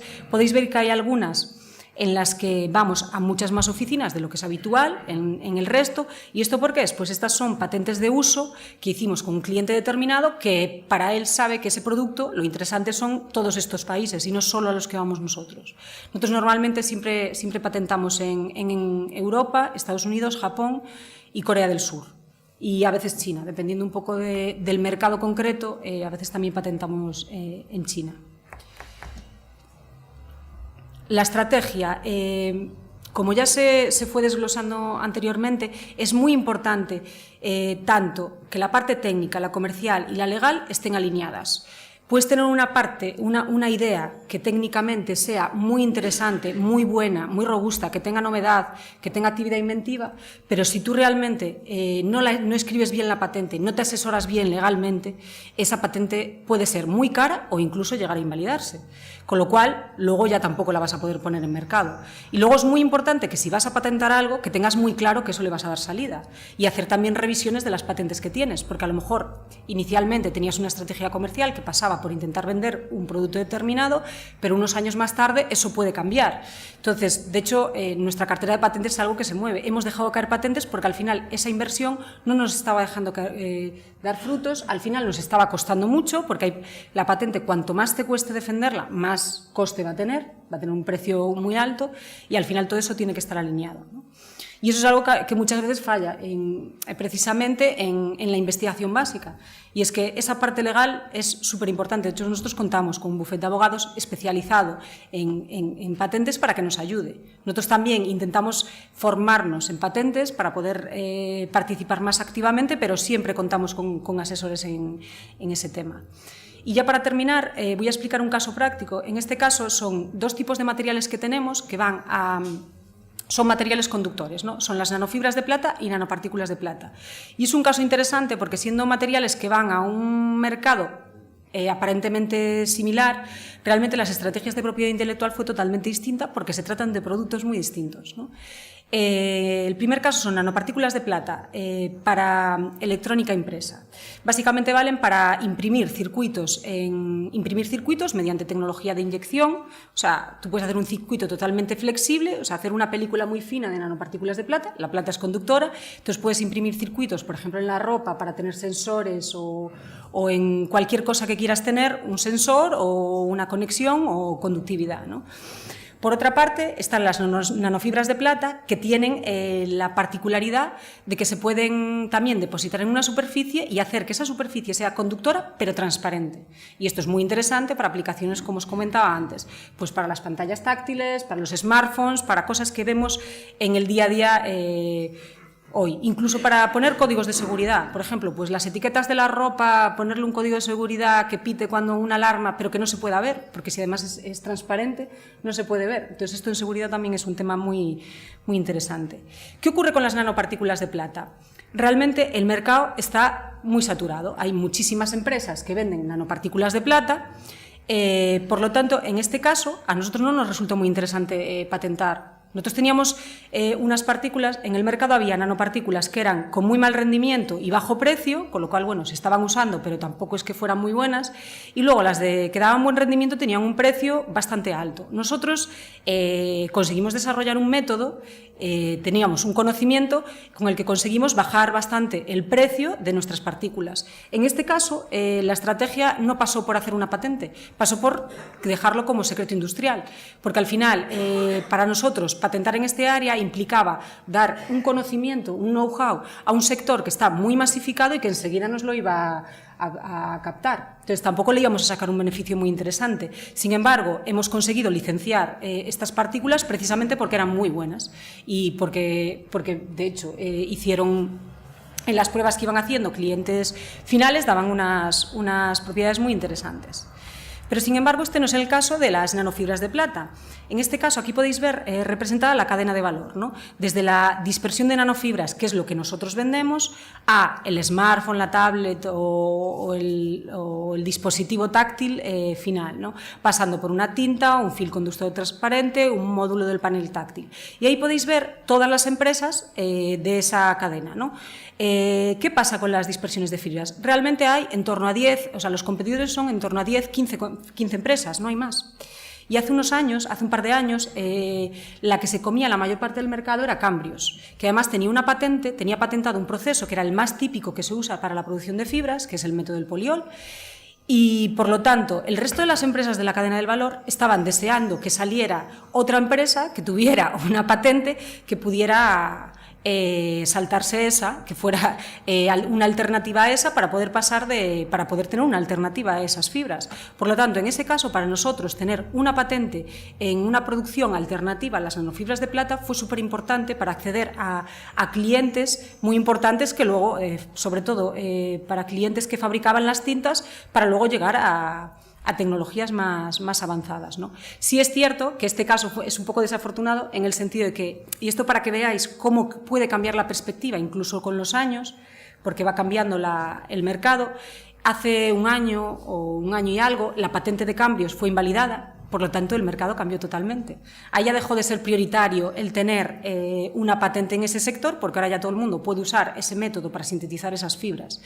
Pero sí es cierto que para nosotros, gracias a esa patente, en un momento pudimos acceder a un mercado en el que a lo mejor no hubiéramos podido acceder, sobre todo porque, bueno, somos una empresa modesta y pequeña situada aquí, pero en el fondo pudimos acceder a una serie de clientes que ahora sí que confían en nosotros, porque conocen el producto, conocen cómo trabajamos, y aunque ahora mismo, a lo mejor esa patente, dentro de unos años, no nos nos va a interesar tanto, sí es cierto que en su momento nos valió para estar ahí compitiendo en un mercado que realmente es muy, muy, muy grande y muy interesante. Uy, perdón. Nada, y aquí simplemente pongo las patentes que tenemos con respecto a este tipo de materiales, ¿no? Sí que es verdad que las nanopartículas, al final sí que tenemos una patente, pero es una patente muy determinada de un tipo de nanopartículas a la que les tenemos adicionados nuestros clústeres cuánticos atómicos, que es nuestra piedra angular de la compañía, y que le dan unas propiedades muy interesantes a la hora de ser usadas como tintas. Sin embargo, en su momento, para la producción de nanofibras, que son las nanopartículas anisotrópicas, son las nanofibras, tenemos 2 patentes, ¿no? Entonces, esto para ver lo distinto que es. Y nada más, muchas gracias por vuestra atención, espero no haberos aburrido. Y... Muy bien, muy bien.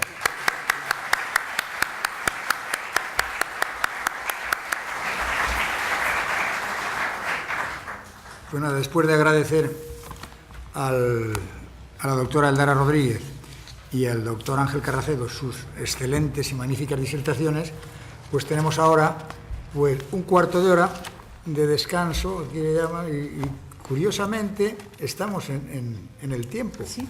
¿Verdad?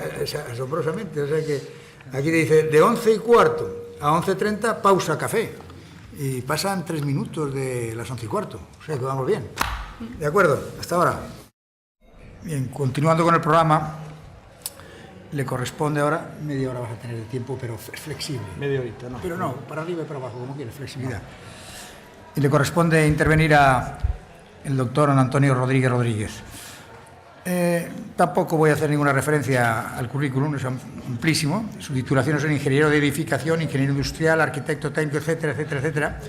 Y las universidades donde ha actuado en la Universidad Europea de Madrid, Santiago de Compostela, Europea de Madrid, Alcalá de Henares, Alfonso X el Sabio, es decir, que el currículum también amplísimo y de varias hojas, o sea que prescindo de todas ellas. Y cuando quiera tiene la palabra el doctor Antonio Rodríguez. Buenos días. Antes de nada, agradecer a la organización que nos haya invitado a estas jornadas, tanto en mi nombre como en el nombre de la Agencia Gallega de Innovación. Estas son unas jornadas eminentemente jurídicas y bueno, nosotros desarrollamos nuestra función en la labor administrativa y técnica y bueno, no va a coincidir exactamente con lo que hasta ahora se ha estado viendo, pero bueno, es una visión distinta, porque la visión de la Agencia Gallega de Innovación es la potenciación de las patentes a través de la I+D+I. Al final, una patente surge de un resultado de la innovación, de los resultados que se han obtenido. Entonces, bueno, a partir de ahí, en cuanto hay cualquier discrepancia o litigio, ya entra la parte jurídica, que es la que le corresponde a casi todos los que creo que están aquí.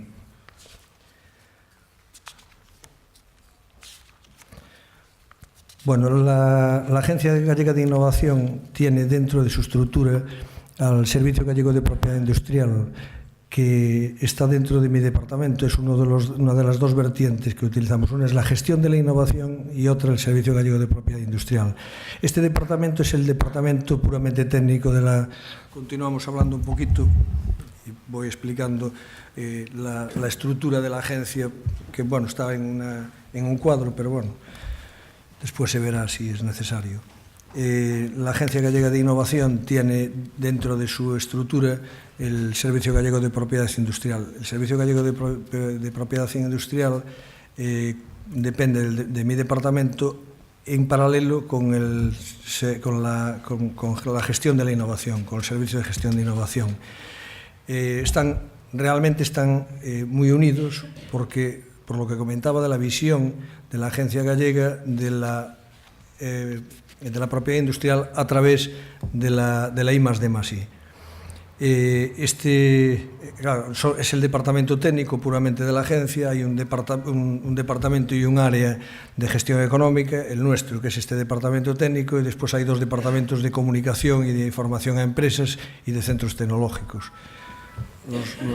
El departamento de gestión de innovación con SEGAPI y gestión de innovación. El departamento de gestión de innovación se dedica a evaluar los proyectos, la evaluación científico-técnica de proyectos, inspección de subvenciones de los proyectos de I+D de la comunidad autónoma. Y el SEGAPI es la otra parte. El SEGAPI en realidad, vamos a ver, tiene del personal que tenemos, la mayor parte se dedica a gestión de innovación, porque el SEGAPI nosotros tenemos las competencias que tenemos, las competencias en materia de propiedad industrial le corresponden a la Oficina Española de Patentes y Marcas, y nosotros lo que tenemos, bueno, lo veremos más adelante, es un convenio con la Oficina Española de Patentes y Marcas, y somos en realidad como una delegación de la Oficina Española de Patentes y Marcas en Galicia. Bueno, el origen del SEGAPI parte de sucesivos decretos desde la estructura orgánica de la Consellería. Tenemos un convenio con la OEPM, con la Oficina Española de Patentes y Marcas. El Estatuto de Autonomía otorga a la Comunidad Autónoma Gallega la competencia en la ejecución de legislación en materia de propiedad industrial, y la Constitución la otorga al Estado. En realidad, la competencia real es de la Oficina Española de Patentes y Marcas. Nosotros, lo que comentaba antes, somos una oficina regional, colaboramos con ellos.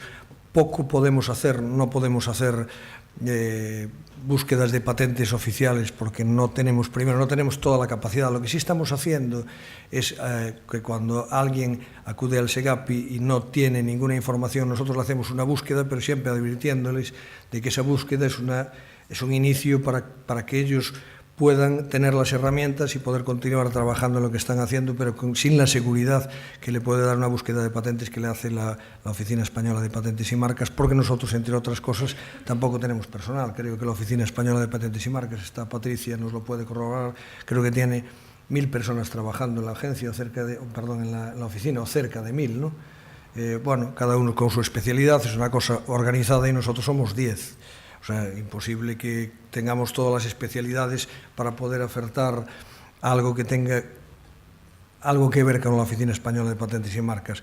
Hacemos, en realidad, las primeras, la atención directa al público, que además con preguntas normalmente menores, pero no por ello poco importantes. Hay mucha gente que esa preguntita que no es excesivamente técnica ni compleja, le soluciona muchos problemas. Bueno, estas son las funciones que vienen derivadas del decreto 324 de 2009 de la estructura de la agencia, donde pues, se designan las funciones del SEGAPI con las funciones derivadas de los acuerdos de la Oficina Española de Patentes y Marcas otra vez, Oficina de Recepción de Solicitudes y la prestación de los servicios de información. Bueno, nosotros, en cuanto al asesoramiento técnico, quizás sea la labor más importante. Nosotros recibimos alrededor de 1.800 llamadas telefónicas, los tenemos registradas, 1.800 llamadas telefónicas al año de consultas, de mayor o menor importancia, pero que todas tienen su importancia, y que además les es útil, y así nos lo manifiestan muchas veces los agentes de la innovación, que bueno, siempre nos fuerzan un poquito más a adquirir más competencias, pero que es imposible, como decía antes, no las tenemos y no podemos tenerlas además. Hacemos también los cursos y jornadas desde el SEGAPI, que normalmente hacemos todos los años un par de cursos, pero ahora, en estos momentos, hemos hecho un plan de difusión en institutos para los 2 últimos cursos de no sé cómo se llama ahora, yo creo que de bachillerato. Es que yo ya soy mayor y ya me han cambiado muchas, creo que es bachillerato, el 3º y 4º, algo así. Entonces estamos haciendo un plan para difundir la I+D+I, y dentro de la I+D+I la propiedad industrial, y además al final lo que solemos hacer es, porque es una jornada de trabajo, para los chavales es un poco tostón, porque esto de la I+D+I les pilla lejos, las cosas de patentes les interesa mucho un rato, pero luego en cuanto transcurren 20 minutos les aburre ya muchísimo. Entonces les ponemos siempre, al final, les hablamos de la Civil UAS Initiative, que es un proyecto de la Agencia Gallega de Innovación que está desarrollando en el aeródromo de Rozas, en Lugo, de investigación sobre drones, y eso ya les mola. eso ya es otra cosa. Entonces, al final también les hacemos una demostración con drones. Entonces, bueno, pues aguantan porque tienen que aguantar, pero no porque le apetezca la primera parte muchas veces. Este mismo programa lo vamos a trasladar a los 2 primeros años de universidad también, porque creemos que primero es en esa edad cuando alguien se puede incorporar a la I+D+I y puede creer en ella. Y segundo, porque, bueno, yo creo que nos pasó un poco a todos. Cuando empiezas la carrera, en ningún momento se te ocurre pensar que tú te vas a dedicar a la investigación. O sea, tú accedes a un grado y, bueno, lo que estás pensando es salir al mercado de trabajo cuanto antes y ganar tu dinerito y a ver si tienes trabajo. Entonces, pero bueno, hay otras opciones y a lo mejor son las opciones que tienen más salidas profesionales y eso es lo que tenemos que explicar un poco y es lo que hacemos. Aquí no se ve, pero este es el modelo que tenemos de programa de Informática. Lo habíamos hecho en Chantada. Hemos hecho uno en Rozas, 2 en Santiago. Estamos haciendo 4 Infórmate al año. Estamos intentando también agrupar institutos. En Chantada hay 2, pues los hemos unido. En Rozas hemos unido el Instituto de Castro de Rey, creo que es el Ayuntamiento de Castro de Rey, sí, con el Instituto de las Mercedes, que ya tiene un ciclo, es un FP y tiene un ciclo de aviónica. Y eso, ahora queremos pasar este programa a la universidad ya con un contenido distinto, ya no les dejamos jugar con los drones, ya es otra historia, ya el que le interese que se acerque y el que no, pues lo sentimos mucho. ¿Cómo? Vale. Ya investigaste cómo era. Y luego, a través de la potenciación de la I+D y de la propiedad industrial, como veremos después, que tenemos ayudas para la I+D, pero también tenemos alguna ayuda específica, este año no, y el año pasado tampoco, pero volveremos ahora con las ayudas específicas de propiedad industrial. Esta slide representa la visión que comentaba antes de la Agencia Gallega de Innovación, la propiedad industrial a través de la I+D+I, como resultado, como protección del resultado que se obtiene la I+D+I, que en realidad es lo que es.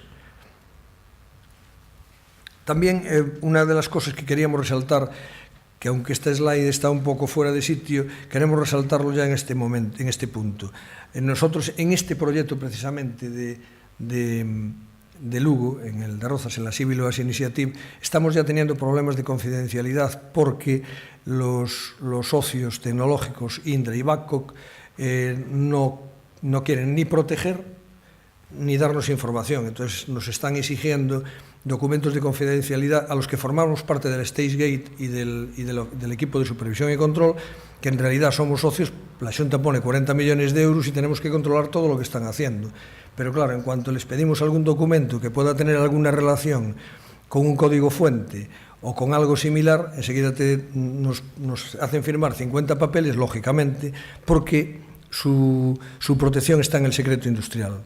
Un código fuente no sabes cuando alguien te lo está copiando. O sea, código fuente o cosas similares. Tampoco llego a alcanzar, bueno, no soy del sector aeronáutico, que es exactamente lo que hacen ellos en esta materia, pero hay mucha parte de la información y mucha parte de la investigación que quieren proteger con el secreto, incluso entre ellos, aun siendo socios tecnológicos Indra y Babcock, entre ellos no se quieren pasar información porque saben que uno lo puede utilizar y puede adelantarse al otro en otro terreno, no en este proyecto que van conjuntamente, pero hay otros terrenos en los que se pueden solapar y hacer competencia y aprovecharse uno de la información del otro.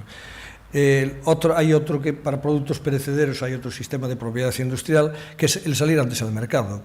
Sales antes al mercado, lo fatigues porque es perecedero y bueno, cuando se incorporen la competencia que te lo ha copiado, pues está ya en inferioridad de condiciones y con un mercado mucho más pequeño.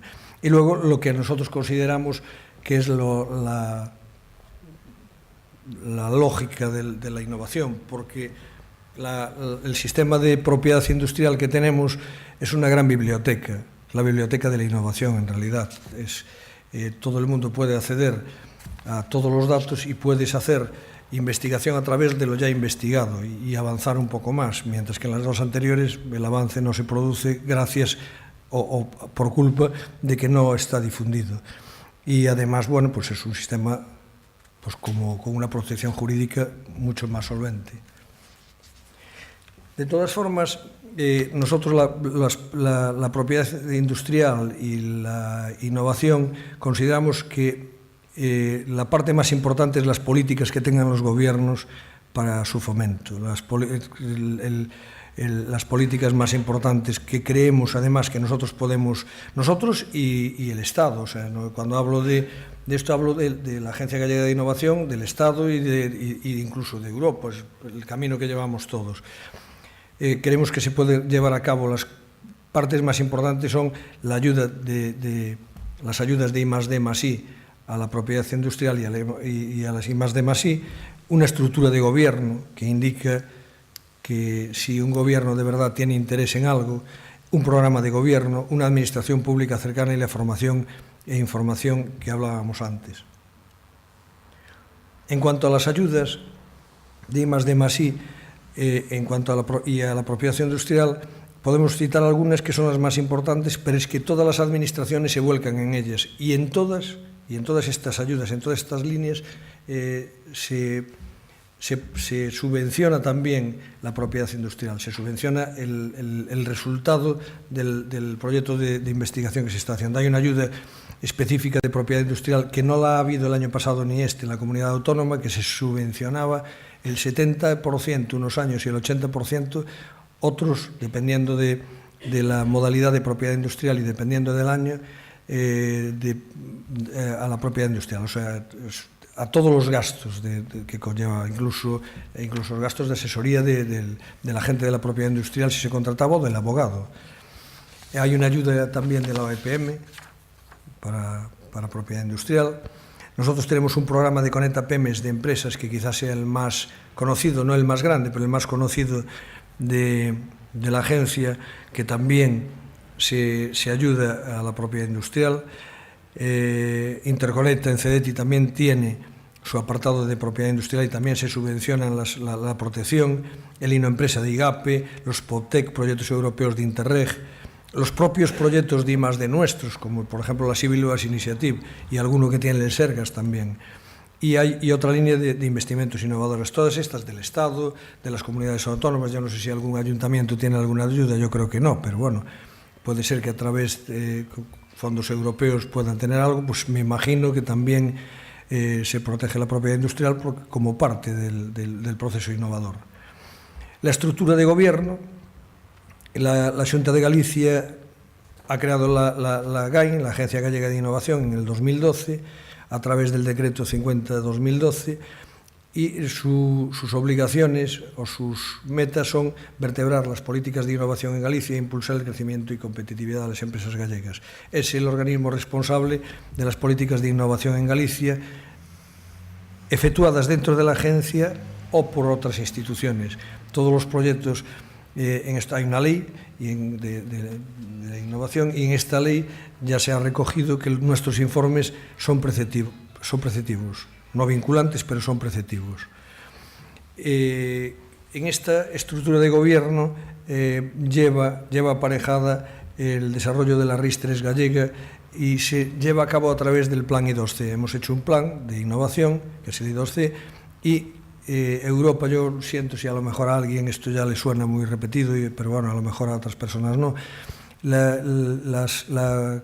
Unión Europea ha obligado a los Estados a hacer un ejercicio de reflexión de lo que se ha hecho hasta ahora, y les ha obligado además en ese ejercicio de reflexión a pensar en lo que somos competitivos, y eso es lo que Europa quiere potenciar en estos momentos. Hasta hace pocos años, en el séptimo programa marco, y hasta el séptimo programa marco lo que se financió por parte de Europa fueron proyectos de infraestructuras, carreteras, así tenemos España niquelada con carreteras. Pero a partir del 2013, en el octavo programa marco, que no se llama así, se llama Horizonte 2020, pero que es el octavo programa marco, lo que está potenciando es la I+D+I. Y hay más de 78.000 millones de euros para este periodo para I+D+I. Es una cantidad importante, no sabemos cuánto. En principio era 78.000, pero parece ser que ya es más dinero. Entonces, bueno, eso es un dinero que hay que aprovechar, que tenemos que aprovechar en España, porque si no lo gastas te vas a quedar sin él. Y en eso estamos, en la Agencia Gallega de Innovación, estamos intentando pues promocionarlo y facilitarlo a las empresas, incluso nosotros mismos, con la compra pública comercial y la compra pública innovadora. Bueno, hablando esto de la RIS3, nosotros hemos hecho la RIS3 de las primeras RIS3 de Europa, y hemos hecho la primera RIS3 de Europa transfronteriza, la RIS3T, que parece como una cosa automovilística, turbo, la 3, es la transfronteriza, que es ha sido la primera de Europa, Galicia-Portugal, Galicia norte de Portugal. La tenemos ya hecha y bueno. Y luego la estructura de divulgación cercana, y divulgación, perdón, que ya la hemos hablado, es el asesoramiento técnico, cursos y jornadas. Y luego tenía aquí, que, bueno, para distender un poquito esto, porque es un plomazo lo que os estoy contando, entiendo. Puedo escapar, ¿no?, de aquí. Un vídeo en donde podemos ver que todo esto que estamos hablando, lo estamos hablando muy estructurado en esta sociedad, dentro de Europa. Creemos en todo lo que estamos hablando, pero quiero poner un vídeo para que podamos contrastar que hay otros regímenes, otros estados que no opinan lo mismo y que saltan por los aires el sistema de patentes que tenemos en prácticamente todo el mundo. Y es un vídeo que es, bueno, es divertido al menos.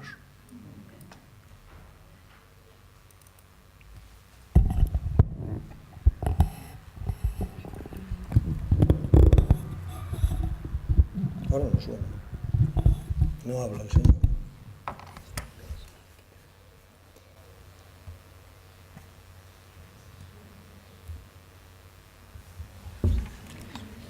Rafael, si una empresa en Venezuela se niega a darle los suministros a nuestra empresa, hay que intervenir aquella. Intervenirla. No podemos permitir que nos saboteen, pues. Hay que averiguar eso. Pero termina tú, Jesse. Entonces, ¿qué pasa? Estoy buscando aquí algo. Históricamente, esta empresa es una empresa suiza que hizo en Venezuela y lo ha hecho en América Latina. Le regala la línea de producción a los envasadores porque después lo agarra con la materia prima porque ellos son los únicos que la producen. Le voy a dar un ejemplo. Esta empresa, en el mes de mayo, Cadivi aprobó 112.000 millones de dólares en divisas. De ellos, 63 millones, 112 millones, 63 millones son de Tetrapac. Es decir, que la demanda de divisa de la importación de ese envase es elevada en Venezuela. Ya yo venía hablando con Elías. ¿Cuántos millones dijiste? 63 millones ahorita en mayo. Pero el año pasado, ¿a cuánto llegó todo? No tengo el número del año pasado, tengo el número ahorita del mes anterior. La empresa que más recibió. Solo para un mes. Sí. La empresa que más Pero recibió. si es solo para un mes, multiplica 60. No. Ese se le entregó este mes, pero acuérdense que como han existido problemas con divisa, había una escasez de ese tipo de envases a nivel nacional, y entonces Cadivi libera completo 63 millones en un solo mes. ¿Cuánto es el promedio mensual? Tendríamos que verlo con Cadivi, pero lo importante Bueno, termina por favor. lo importante es que ya existe tecnología a base de plástico para sustituir los envases de larga duración de Tetra Pak por plástico, que sería el camino. Ay, ¿y por qué no lo hacemos? Porque habría que cambiar todas las líneas de producción, hay que hacer un plan para nosotros liberarnos allí. Ajá, oigamos bien esto. ¿Y por qué no podemos nosotros fabricar esto? Porque la empresa Tetra Pak tiene el control de esa patente y ellos han manejado ese negocio mundial ellos solos. Bueno, hablando de eso, por cierto, aquí tenemos que salir también, bueno, al debate. ¿Qué son las patentes? Es conocimiento universal. Quien dice que si nosotros aquí podemos desarrollar esta tecnología teniendo aluminio, teniendo madera para el papel, etcétera, ¿por qué no podemos hacer esto? Yo tuve una reunión interesantísima con el ministro Sabán al respecto, ¿ve? De lo que es la propiedad intelectual y lo que son las patentes. y le autoricé para hacer unos cambios, para iniciar pues un proceso de cambio que debe llevarnos incluso al tema jurídico, a las leyes. Nosotros no estamos obligados aquí a subordinarnos a las leyes del capitalismo mundial, pero para nada. Tenemos que romper esa dependencia. ¿Qué nos dice Rafael Ramírez? Sí, no, presidente, con eso de las patentes, un comentario, y eso es muy grave porque se convierte el conocimiento en una mercancía y entonces queda monopolizado y sobre todo en los países más desarrollados. Pero quería decirle que nosotros este tema del empaque lo hemos también estado confrontando en Pedeval. Es un problema que tenemos con todas las nuevas empresas que estamos haciendo y por eso nosotros tenemos un proyecto de una planta que vamos a montar para empacar en base a plástico y la vamos a desarrollar en Ospina, en el estado portugués. Es un poco liberando. Hay algunos productos de corta duración que pueden ser envasados en plástico. Lo que tenemos que resolver es lo de larga duración y esta planta que estamos haciendo nos pretende liberar de esa empresa que es la que suministra esos cartones especiales, que es una transnacional, para poder envasar todos nuestros productos con esa nueva tecnología y por supuesto ponerla a disposición. Pero esa información quería dársela porque ya es uno de los proyectos de PDVSA Industrial. Bueno, pero me dicen que hay una fábrica de este material en Valencia, dijo Mauricio Herrera. Sí, y entonces ellos, en base a su tecnología y a ese producto, son las que tienen el monopolio del envase. Hay que romper ese monopolio. Y ya dije lo que dije, las patentes para nosotros no pueden ser un encadenamiento ni una trampa. Entonces ustedes deben ponerse a estudiar esto y darme las recomendaciones. Hablen con Samán, reúnanse con Samán, Rafael, ustedes los ministros que tengo aquí al frente, con Rafael, con Samán, y hagan una discusión de este tema que ya lo remití al Gabinete Económico en primer lugar. Ahora, mientras tanto, permítanme ir a la teoría. Isván Mesaro, ¿ya leyeron este libro? Hay que leerlo, hay que discutirlo, hay que buscar aquí de una cantera, una mina para el debate por el socialismo. Fíjate lo que dice aquí, precisamente hablando de este tema, Isván Mesaro, y haciéndole una crítica, hablando de crítica, a su maestro Lukács, otro gran filósofo húngaro. Yo creo que cortamos, porque con esto más o menos yo creo que ya refleja lo que yo quería decir. A ver, si tú creas un sistema de patentes internacional y hay algunos países que rompen el sistema de patentes de esta forma, pues bueno, eso no estamos nunca libres. Yo traía también información sobre datos sobre Galicia y España sobre patentes, pero bueno, el profesor Carlos Lema creo que también nos solapamos un poco en eso, Xunta y Galicia, y como tenemos ahí un pequeño solapamiento, yo lo paso un poco por encima y casi le voy a dejar a él ese trabajo. De todas formas, yo quería pasarlas así muy por encima para ver simplemente los gráficos y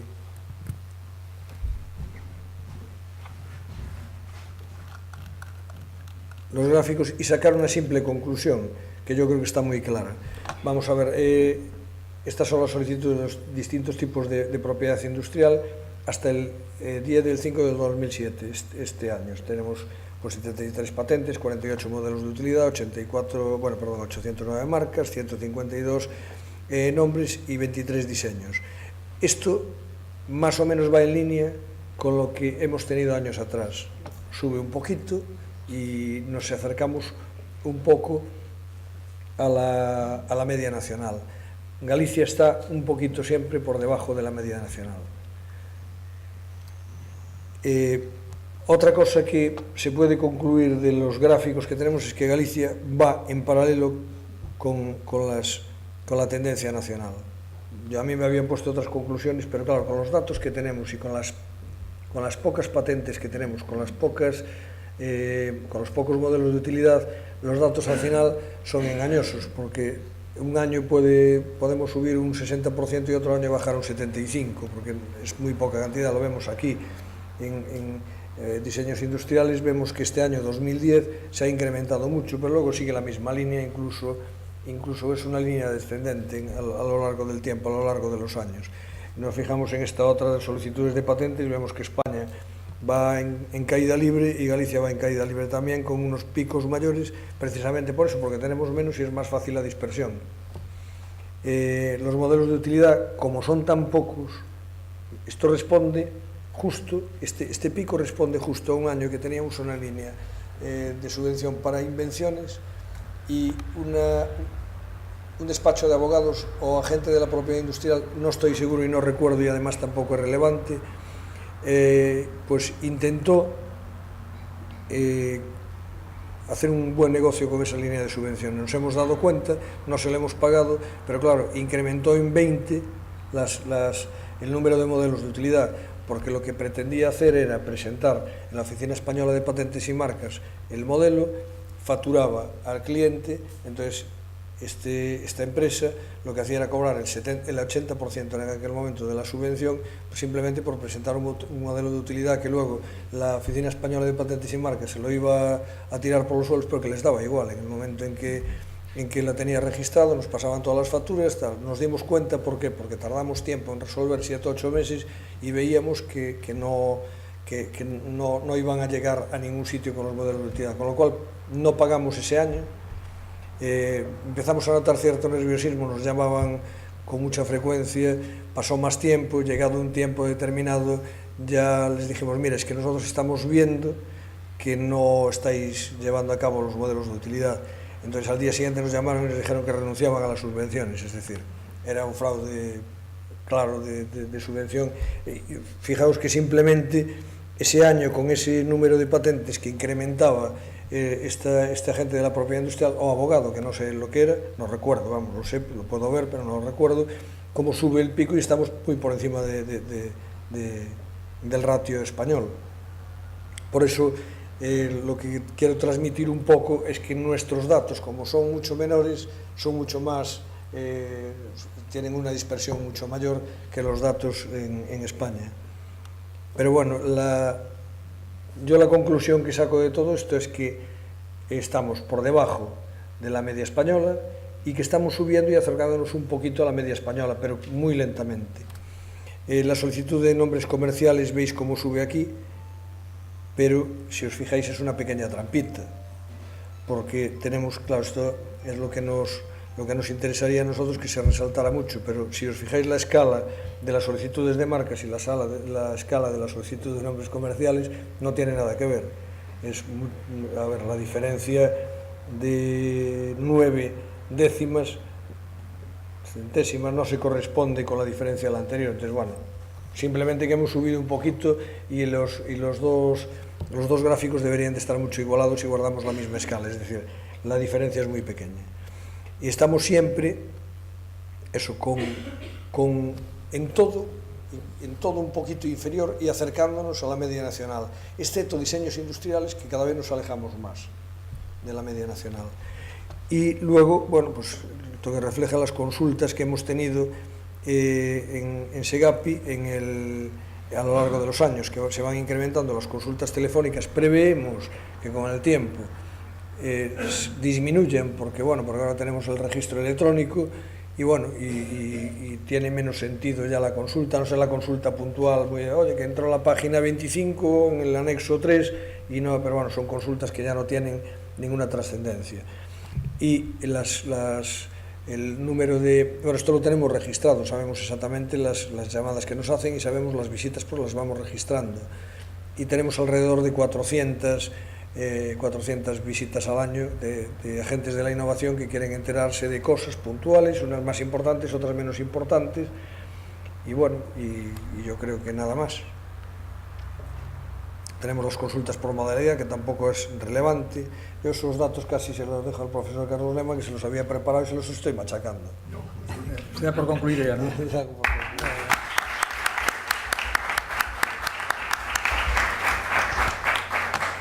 Pues muchas gracias al doctor don Antonio Rodríguez, a pesar de que los elementos electrónicos se volvieron en su contra. Salió a flote. Salió a flote. Yo creo que es mi culpa. Un poco cenizo. Culpa a nadie.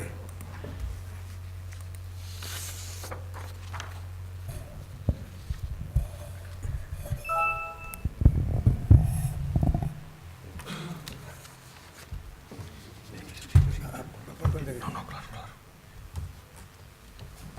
Te puedes sentar aquí si quieres. Sí.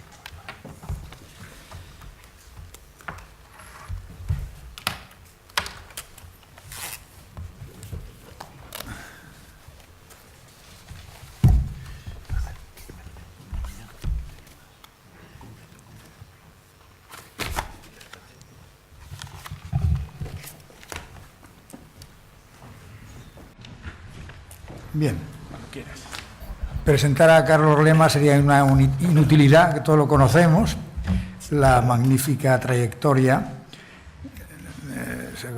Obtuvo la licenciatura en Santiago de Compostela, premio extraordinario, licenciatura.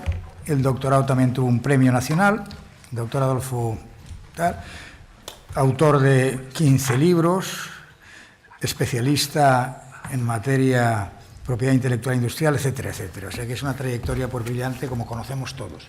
Entonces el profesor Lema tiene la palabra. Doctor Lema. Buenos días, muchas gracias a todos. Y bueno, por aquello que uno es amante de Galicia, voy a hablar de Galicia y las patentes, tema no jurídico. Como es un tema no jurídico, no se necesita ser licenciado en Derecho. Le dice a mi mujer y a sus amigas que entren, que no se van a aburrir. Bien, dicho esto, a modo de introducción, al hablar de Galicia y las patentes, hay que hacer una pequeña referencia a la primera regulación de patentes en España, y a pesar de que ya en el siglo XV pues, se establecían normas para regular invenciones, lo cierto es que no es hasta finales del siglo XVIII, principios del XIX, cuando ya irrumpe el sistema que protege a los inventores, que protege las invenciones en el sector de la técnica. La mayoría de las invenciones que se originan y que dan lugar a patentes en el siglo XIX y hasta el siglo pasado eran invenciones de inventores individuales. En España tenemos fama de mucho ingenio, de mucha invención. No eran invenciones, como sucede en la actualidad, que son de grupos, de equipos, y por eso inventores españoles, inventores gallegos, pues alcanzaron en su momento un gran renombre, una fama mundial, y otros pues pasaron desapercibidos. Lo cierto es que la primera regulación que tenemos de patentes en España es el Real Decreto del 16 de septiembre del 1811. Estamos en época, post-napoleónica, que es una copia, todo hay que decirlo, de la ley francesa del 7 de enero de 1791 sobre las patentes de invención. Y este Real Decreto, por primera vez, ya reconoce como derecho individual de la persona la invención. Y además se le otorga importancia a la invención en cuanto a que tiene que protegerse y tiene también que difundirse. Y aquí tienen ustedes la primera invención española, un privilegio, todavía se llamaba privilegio, solicitado el 26 de marzo de 1826 por un francés, seguramente un soldado de Napoleón, que se quedó en España, Jean-Marie Laperrière, y era para proteger un molino harinero de rotación vertical. Yo me imagino que se casó en Madrid con alguna madrileña y montaron una panadería, con lo cual el negocio tuvo que ser muy próspero. Pero vamos, esto no son datos fiables, es un poco invención mía. En España, dije que no iba a hablar de temas jurídicos, pero sí hacer un breve repaso de las leyes de patentes que tuvimos desde el siglo XIX hasta el siglo actual. Tenemos la Ley de Patentes del 30 de julio de 1878, la vieja Ley de Propiedad Industrial del 16 de mayo del 1902, el Estatuto de Propiedad Industrial del 26 de julio del 29. Todavía tuve ocasión, no solo en el mundo universitario, sino en el ejercicio de la profesión, de estudiar y tener que aplicarse en materia de tribunales este estatuto, que estuvo en vigor, como ven, pues casi 57 años. la anterior Ley de Patentes del 23 de marzo de 1986 y la vigente Ley de Patentes del 24 de julio de 2015, que ya se ha dicho aquí hasta la saciedad, entró en vigor el 1 de abril de este año y que va a permitir que en España tengamos patentes fuertes frente a las patentes débiles y fomentar con estas patentes fuertes el progreso tecnológico, incentivar y divulgar los avances científicos y los avances tecnológicos. Dicho esto, si centramos nuestra atención en el ámbito mundial, para después descender a España y en última instancia a Galicia, nos encontramos con los datos que facilita la OMPI en el año 2015, donde ven que se aproxima la solicitud de patentes en todo el mundo a los casi 3 millones, 2.888.800 solicitudes de patentes. Estoy convencido que en el año 16 se habrá alcanzado ya esta cifra mágica de 3 millones de invenciones protegidas a través de patente en todo el mundo. ¿Qué sucede con España cuando vemos estas solicitudes de nuestras patentes? Somos un país donde se solicitan patentes, pues en el ámbito mundial, pues por desgracia, no aparecemos dentro de la cúspide de las 20 oficinas mundiales donde se registran las patentes. Tenemos en primer lugar a China, que sobrepasa el 1 millón de patentes, Estados Unidos, poco más de la mitad, 569.000, viene Japón, la República de Corea, con lo cual nuestro amigo Pablo Jung tiene que estar orgulloso, que los coreanos patentan y protegen sus invenciones. Después vendrían las solicitadas a través de la Oficina Europea, Alemania, India, etcétera, etcétera. Y del otro lado, pues tenemos también solicitudes en función de las personas residentes, no residentes, donde en primer lugar vamos a hablar simplemente de Australia, Reino Unido y México. Ya del ámbito mundial vamos a centrarnos en España, que es lo que nos interesa. ¿Qué tenemos del año 2016? Pues según las estadísticas de la Oficina Española de Patentes y Marcas, nos encontramos con que el pasado año se han solicitado 2.849 patentes. Hemos descendido un poquito frente al 2015, 2.882, pero frente a los 3 millones de patentes, tener menos de 3.000 patentes, la verdad, no podemos estar muy satisfechos. Convendría, y aquí también se ha dicho, pues incentivar a las empresas, a los organismos de investigación, universidades, para que sus invenciones sean objeto de patentes, patentes sólidas, no esas patentes curriculares a las que aludía el profesor Gómez Segade y que simplemente pues servían para adornar el currículum de algún catedrático, de algún profesor y lograr pues un sexenio con unos euros más en la nómina mensual. Si de las solicitudes contemplamos las concesiones de patentes, vemos que en el 2015 se concedieron en España 2.423 patentes y en el 2016 2.194. De igual manera que había un leve descenso en cuanto a solicitudes, encontramos también un leve descenso en cuanto a concesiones. Ojo, pero está habiendo una buena labor porque estamos hablando de más de 2.000 patentes que concede anualmente nuestra oficina y no es una cifra tampoco baladí en relación con el trabajo que exige la concesión de una patente. En el ámbito nacional, si hacemos una visión panorámica de todas las comunidades autónomas, pues nos vamos a encontrar con que la comunidad autónoma que solicita más patentes es Madrid, Andalucía, 512. Estamos después hablando de Madrid con 458, Cataluña con 453, la Comunidad Valenciana con 392. Y es curioso que el País Vasco, al que aludió aquí el profesor Carracedo, en número de solicitudes, sin embargo, a pesar de tener unos magníficos centros de investigación, pues quizá sean sus patentes más sólidas y más serias que algunas otras que se pueden solicitar, está en 108, de tal manera que Galicia superamos al País Vasco porque estamos en 150, pero vamos a verlo con más detalle. Aquí aludo a la pequeña diferencia que había hemos descendido un 1,15% en número de solicitudes, 2015-2016, y aquí tenemos la relación de esas patentes por provincias, ya en Galicia, centrándonos en nuestra comunidad autónoma, donde La Coruña es la número 1, con 66 patentes. La verdad, Lugo, estamos en el farolillo de cola, solo 7 patentes. Orense 35 y Pontevedra 42. Ojo, hablo de patentes nacionales, que son 150, y en patentes europeas, La Coruña, en cambio aquí pasa a segunda posición, son 7, Lugo ninguna, Orense 2 y Pontevedra 10. Y las patentes solicitadas a través de este convenio internacional en materia de patentes, el llamado PCT con las siglas americanas, tenemos a Coruña otra vez en la primera posición con 23, Lugo sigue en último lugar en el ranking con 2, Orense con 3 y Pontevedra con 17. No me voy a ocupar de los modelos de utilidad y diseños porque estamos solo hablando de las patentes en Galicia. Y aquí tenemos nuestro ranking. No estamos mal. Bueno, no estamos mal. Somos los quintos de 17 comunidades autónomas, con lo cual estamos en la cabeza, pero es grande la diferencia. Pensemos que Galicia en 150 y el anterior que tenemos en la Comunidad Valenciana casi en 400, es decir, nos duplica. Y ya si nos vamos a Cataluña y a Madrid nos triplican.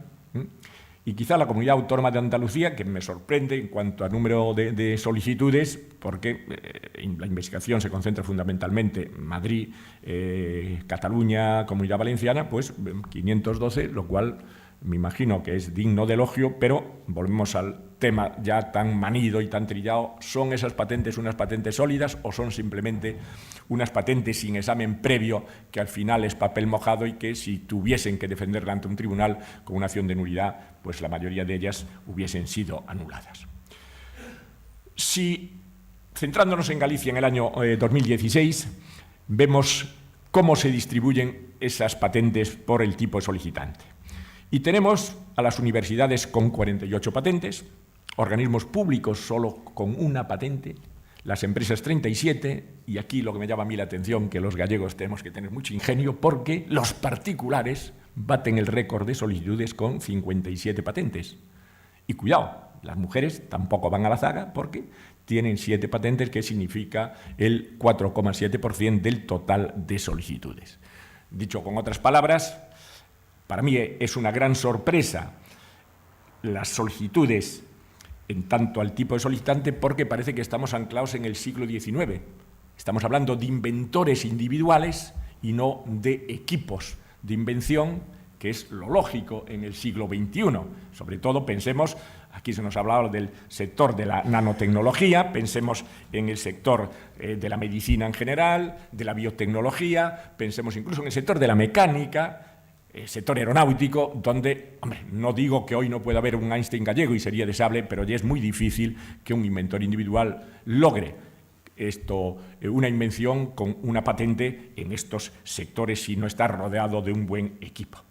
Si seguimos analizando Galicia, esos inventores, pues nos encontramos que es una persona física el que más patentes solicita. El señor Rivera González, le sigue la Universidad de Vigo, le sigue la Universidad de Santiago, y luego ya entramos en algunas empresas como Teclax SL, Shefol, etcétera, etcétera, y acabamos pues con inventores individuales en cuanto a solicitudes, 23, 13, 9, pero curiosamente seguimos el mismo parámetro anterior, que hablábamos de que abundan los inventores individuales frente a instituciones públicas y empresas, y aquí vemos confirmada esta tendencia, es decir, un particular, una persona física, no sé, me imagino que será un empresario, pero no deja de ser una persona física. Cuidado, que aquí también puede haber algo de error. Me explico. Muchas veces en el seno de la empresa la invención es producto de un equipo y se solicita a nombre del titular o propietario de la empresa, cuando él realmente no es el inventor. Y los otros realmente inventores no figuran. No voy a hablar del problema jurídico que se podía plantear de reivindicar, primero, el derecho moral como inventor y luego incluso otros derechos patrimoniales. Pero esta es la realidad que tenemos en Galicia: inventores individuales y, a continuación, organismos públicos, concretamente universidades. En cuanto a las ramas, pues en cuanto a las ramas nos encontramos que la mayoría de las patentes corresponde a la ingeniería eléctrica, a continuación instrumentos, a continuación química, importante, 24 del total de 114, ingeniería mecánica. Aquí es donde tenemos el récord, con 44 patentes, y luego ya hay otros campos donde son 18 solicitudes de patentes las que se llevaron a cabo en el ámbito de nuestra comunidad autónoma. De modo que prima la ingeniería mecánica, parece que tenemos buenos mecánicos en Galicia, y a continuación el mundo de la química, del que ya nos ha hablado doña Eldara esta mañana. Evaluación de solicitudes de patentes presentadas en Galicia. Pues bueno, ese descenso que habíamos visto antes en España, del 2015 al 2016, también aflora en nuestra comunidad autónoma, porque hemos pasado de 167 patentes, solicitudes de patentes, mejor dicho, a 150. Hay un descenso del 10 que habrá que tratar de revertirlo e irnos a incrementar el número de patentes, que va a ser difícil ya con la nueva ley a la hora de examinar todos los requisitos de patentabilidad y no como sucedía hasta ahora. Si dejamos a un lado la evolución de las patentes en Galicia, con esta visión que tenemos, quintos en el ranking español, no estamos mal, gran número de inventores individuales no me gusta, escaso número de equipos de invención, con esas particularidades que hemos visto, tenemos que decir que los gallegos hemos sido siempre, o han sido, gente con una gran capacidad de inventiva. Es verdad que alguna vez se ha hecho algún chiste, en fin, muy simpático en el Caribe, diciendo que la gran invención nuestra habían sido las mulatas, pero hay algo más que las mulatas que han inventado los gallegos. Y además hoy, si se dice eso, pues verían ustedes lo que sucedería a estos chistosos por parte de las asociaciones feministas. Dentro de los inventores clásicos gallegos, pues me permito aquí citar a don Ramón Berea García, que era originario de la parroquia de Curantes, en La Estrada, y que emigró, lógicamente, a Cuba como buen gallego, estuvo en Puerto Rico y más tarde en Nueva York. Este inventor gallego, como tienen ahí, primero inventó una máquina para plegar periódicos, y este invento que vendió en Cuba le permitió ya irse a Nueva York, desplazarse a Nueva York y establecerse en Nueva York.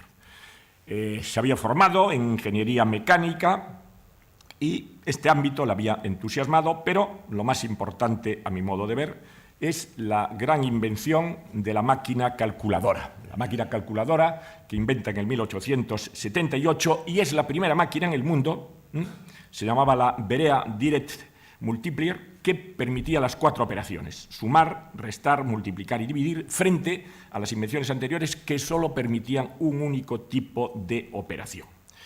Y es curioso porque el señor Berea patenta su máquina calculadora, máquina que está actualmente en el Museo de la IBM en Nueva York, y cuando le hacen una entrevista en los periódicos le dicen: hombre, ¿cómo llega usted a la invención de esta máquina calculadora? Y dice: pues mire usted, muy sencillamente, porque quiero demostrar que los españoles también sabemos inventar y no realizar otro tipo de actividades. Con lo cual, salvando las distancias, habría que recordar aquel marinero, aquel mariñeiro de Rianxo, que cuando comenzaron los barcos a vapor, le puso en su barco a la chimenea, lógicamente, con motor para expulsar los humos, pero llevaba una segunda chimenea que no echaba humo. Y ya, pues admirados, cuando llegaba a puerto, alguno de sus colegas le preguntaban: pero, Manolo, como tes 2 chimeneas que unha bota fume e outra non bota fume? E di: pois moi sencillo. En efecto, tengo 2 chimeneas en el barco, una para que eche humo y la otra para chulería. Pues bueno, yo creo que Ramón Berea también inventó la máquina calculadora para chulería.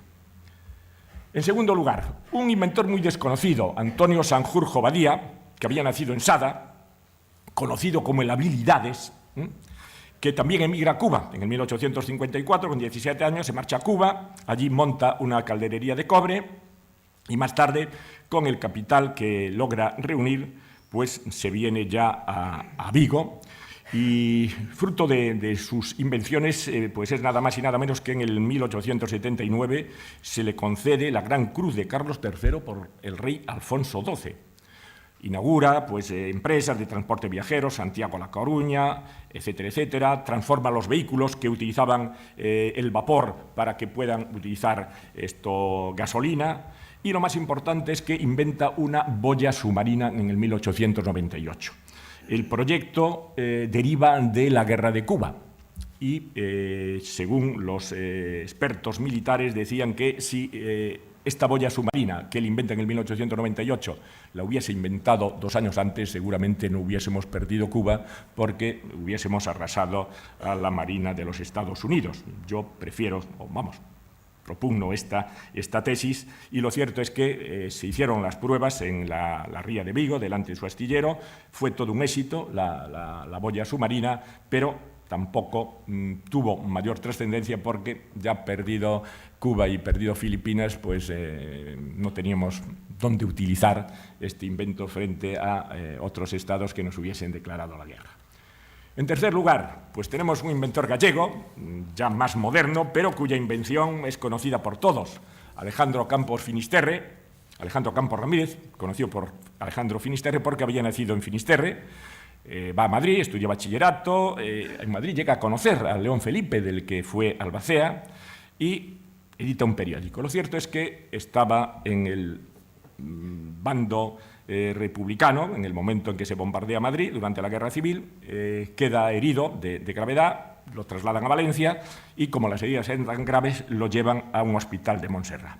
Y en el hospital de Montserrat, como tenía que hacer pues, su convalecencia, se le ocurre combinar el tenis con el fútbol y inventa el futbolín. Inventa el futbolín que, curiosamente, se fabrica inicialmente un carpintero del País Vasco, es el que le fabrica el primer futbolín, el primer prototipo, lo patenta en el año 37 e incluso llega a patentar, curiosamente, porque era muy aficionado a la música, un pasahojas de las partituras que se accionaba con el pie. Se accionaba con el pie porque él estaba enamorado de una pianista y entonces para que la pianista pudiese interpretar mucho mejor y no estar pendiente de tener que pasar la partitura, inventa también esta pasahojas. Lo cierto es que en París, gracias al pasahojas, en el año 48 consigue una pequeña cantidad de dinero, una importante cantidad de dinero, se marcha a Quito, Ecuador, y luego se marcha a Guatemala, donde mejora el futbolín. Y cuando ya regresa a España, después del año 75, se queda sorprendidísimo de la gran difusión que había tenido su invento, el invento del futbolín. Y también tenemos mujeres inventoras. Aquí tenemos a doña Ángela Ruiz Robles, que era una maestra, autora nada más y nada menos que de 16 obras e inventora del nuevo método taquigráfico, por un lado, y del libro mecánico. En el año 1949 solicita la patente, que, en definitiva, es el antecedente de nuestras tabletas. Ya esta señora, en el año 49, tiene como antecedente este libro mecánico, y la finalidad que ella persigue era facilitar a los alumnos con esta invención. ¿Por qué facilitar el estudio? Justamente por algo que hoy también está de moda, y era el peso de las carteras que llevaban los pobres chicos de 8, 9, 10 años a sus espaldas para transformar la educación tradicional, basada en la memoria, hacia una enseñanza mucho más interactiva, hacia una enseñanza mucho más razonada, y de ahí que surja el libro mecánico. Es más, el libro se podía colocar en horizontal, se podía colocar en vertical, y ella lo calificaba como ideovisual, didáctico e interactivo, con textos que relacionaban las ideas y lo que hoy serían los denominados hipertextos. Si ya de los inventores gallegos que han fallecido pasamos a inventores gallegos que están vivos, pues tenemos que citar al profesor Blanco Dávila, que trabaja con Margarita Salas y que fue el inventor de una proteína que cambió de alguna manera la historia, sobre todo de la ciencia española y también de la ciencia mundial, el famoso virus PH29, que era una versión en miniatura de determinados bacteriófagos, es decir, una clase de virus que tenía como objetivo atacar a las bacterias. Y lo cierto es que este virus, combinado con una polimerasa, dio lugar a que el Consejo Superior de Investigaciones Científicas ganase lo que nunca ganó en su vida. Concretamente, desde el año 2003 al 9, en que ya le expiró la patente, el Consejo ingresó 4 millones de euros gracias a las aportaciones de este inventor gallego, el profesor Blanco Dávila. Tenemos otro inventor gallego, afincado en Andalucía, que es Enrique Veiga. Enrique Veiga, que es de la provincia de Vigo, natural de Vigo, provincia de Pontevedra, inventó esta máquina generadora de agua en el año 2014. Pero es una máquina generadora de agua, curiosamente, en lugares, pues digamos, no escasos, donde el agua es inexistente, y su invención se basa en capturar de la atmósfera, de las nubes, por escasa que sea el agua, provoca la condensación y van cayendo gotas en la correspondiente máquina en temperaturas de 30 grados centígrados, logra esto condensar el agua, y este hombre, ingeniero frigorista, como dije, natural de Vigo, aunque asentado en Andalucía, ha logrado que gobiernos como el de Namibia, país con graves problemas de desertificación, le hayan encargado nada más y nada menos que la fabricación de 3.500 unidades, y a continuación de Namibia han ido el resto de países limítrofes. Junto a la máquina generadora de agua tenemos ya en última instancia pues a los jóvenes inventores gallegos. Jóvenes inventores gallegos que son Miguel William, se ve la influencia americana de la madre, Pérez Trigano, y ahí ya es español de todo, y Luis Bamón de Cotón, que inventaron el famoso sujetador de tornillos, el micatón, lo ven ustedes al lado izquierdo mío, de mi pantalla, y la idea era muy sencilla. O sea, todos tenemos en casa un destornillador, y estos dos ingenieros de Vigo pues logran que una pequeña pieza, el micatón, se adapta a todo tipo de destornilladores, tanto manuales como eléctricos, y con un potente imán aligera y hace que el trabajo del atornillado nunca haya sido tan fácil. Este comienzo, muy similar a los americanos, comienza en un pequeño taller de 15 metros cuadrados de estos dos jóvenes ingenieros, y hoy ya está colocando en el mercado español y en el mercado francés más de 50.000 unidades en cada uno de ellos, y 400.000 unidades en el mercado norteamericano. Es más, esta empresa recibió en su momento, la empresa que ellos montaron en Bilbao, el primer premio Ferroforma a la feria más importante que había en Europa.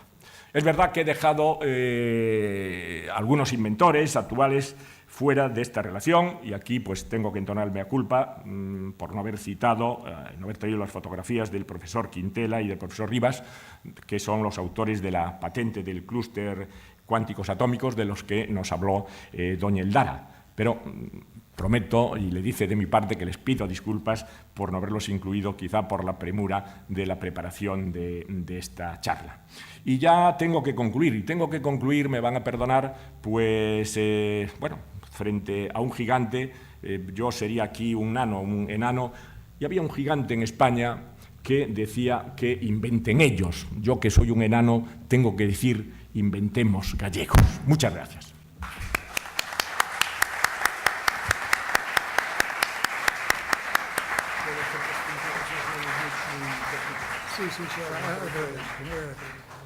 Bueno, pues sí. Muchas gracias por la excelente y divertida conferencia brillante, además propia de un catedrático de la Complutense de Madrid. Y ahora le voy a ceder la palabra a don Antonio Rodríguez, ¿no? Antonio Rodríguez, porque quería hacer 2 puntualizaciones y tiene la palabra para hacerlo. Únicamente te tengo que ceder el micrófono. Es solo un minuto, porque con la cosa informática se me ha quedado 2 cosas muy puntuales e importantes, yo creo, y una de ellas la ha tocado el doctor Carlos Lema. En primer lugar, los equipos individuales o las patentes individuales, nosotros lo que estamos percibiendo, y es claro, hay muchas patentes individuales, pero las patentes individuales que nosotros estamos viendo en la oficina española, en el SEGAPI, es que son unas patentes así como de medio pelo, o sea, no llegan nunca al mercado, no son ni curriculares, son de señores que se les ocurre, normalmente, con perdón y disculpa, normalmente de jubilados que se aburren. Entonces nos llegan allí con su cosa, con su invento, que es un invento, normalmente es muy recurrido, y no me corregirá Patricia porque le pasaba lo mismo en la Oficina Española de Patentes, casi todos inventan la máquina del funcionamiento perpetuo, o sea, eso es una cosa recurrida, y cuando ya cada 3 o 4 meses aparece una persona con su máquina del funcionamiento perpetuo que dice, joder, si lo inventas, la verdad es que es una pasada, pero nunca la inventa. Luego, otra cosa que es importante y es que la universidad en estos momentos tiene un número muy inferior de patentes curriculares a los que tenía hace unos años. Y ahí, contra la información negativa que doy antes, esta es muy positiva porque además es la que más puede aportar al mundo de la innovación. Y luego también quería resaltar, porque lo he dicho, pero igual no quedó claro, nosotros con la Oficina Española de Patentes y Marcas, nosotros somos oficina regional y tenemos una relación muy directa, una colaboración muy directa, y como está Patricia además aquí, pues quiero reconocerlo y darle las gracias. Y nada más. Gracias.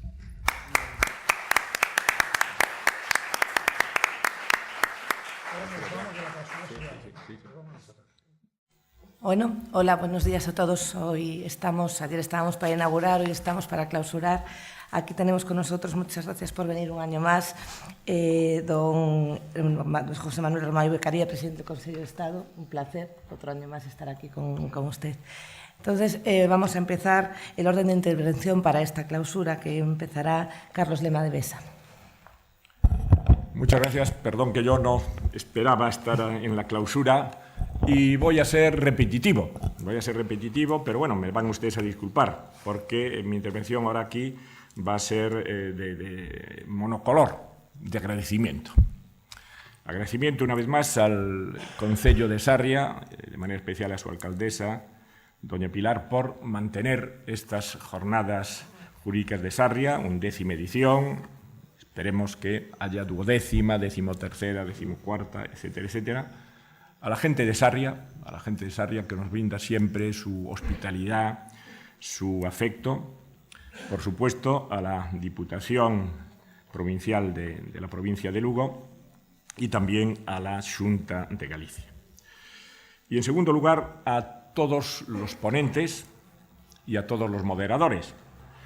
Ayer hablaba, y por esto tengo que repetirme, de que venían aquí a prestar un trabajo de ayuda, un trabajo a cambio de la comida y del alojamiento sin exigir ninguna retribución económica, sin exigir ningún jornal, porque también hay que decirlo, señora alcaldesa, si tuviésemos que pagar estas ponencias, la verdad, no tendríamos dinero. El cachet de esta gente nos haría muy difícil, bueno, quizás si la OMPI nos subvenciona, la Oficina Española, en fin, la comunitaria o la actual Oficina Europea de Propiedad Intelectual, podríamos, y por eso quiero citar de manera expresa la brillantísima exposición de lección inaugural que diríamos en el mundo universitario del profesor Gómez Segade.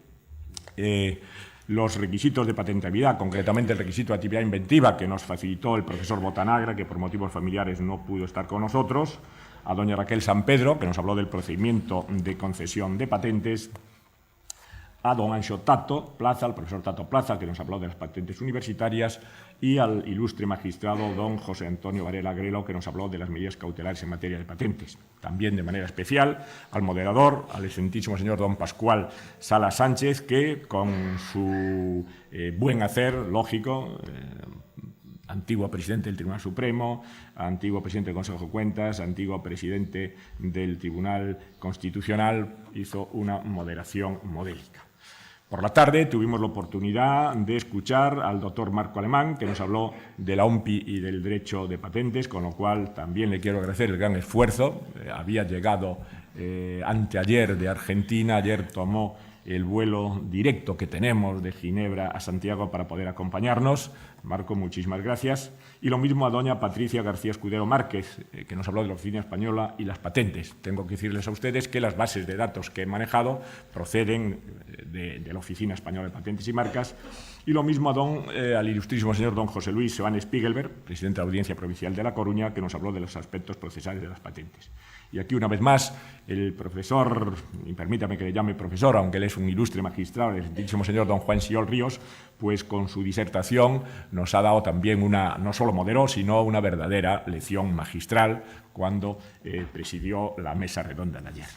Y ya en el día de hoy, dedicado a Galicia y las patentes, pues tengo que agradecer, por un lado, al profesor Carracedo, que nos ha ilustrado de cómo se vive el mundo de las patentes en la investigación universitaria, a doña Eldara Rodríguez, que nos ha permitido conocer cómo en Galicia se lleva a cabo una amplia difusión y de la nanotecnología. Dentro de, estoy convencido, unos pocos años, pues ya no tendremos que utilizar ni una placa radiográfica ni un TAC, nos darán una nanopastillita que tomaremos y inmediatamente el médico está viendo pues nuestro esófago, nuestro estómago, nuestro intestino y nos manda para casa sin ninguna radiación de ningún tipo.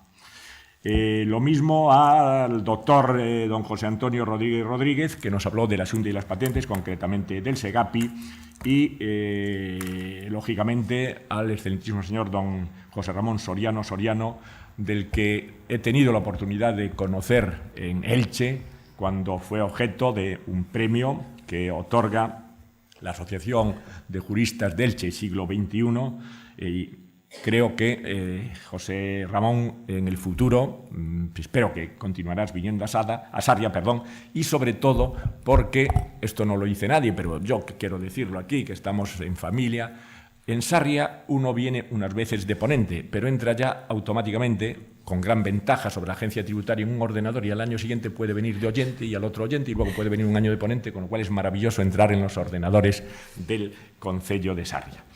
Y ya por último, mi agradecimiento a todos ustedes. Las jornadas ya van teniendo un ámbito internacional, no solo español, tenemos gente de Madrid, gente de Elche que viene a las jornadas jurídicas de Sarria y hoy por primera vez ya tenemos también una persona de Corea del Sur, don Pablo Young, un coreano del sur que no solo hace el Camino de Santiago, sino que también se interesa por nuestro derecho de patentes. Y como colofón, porque no debo extenderme más, agradecimiento al excelentísimo señor don José Manuel Romay Beccaría, que es un gallego que nunca falla.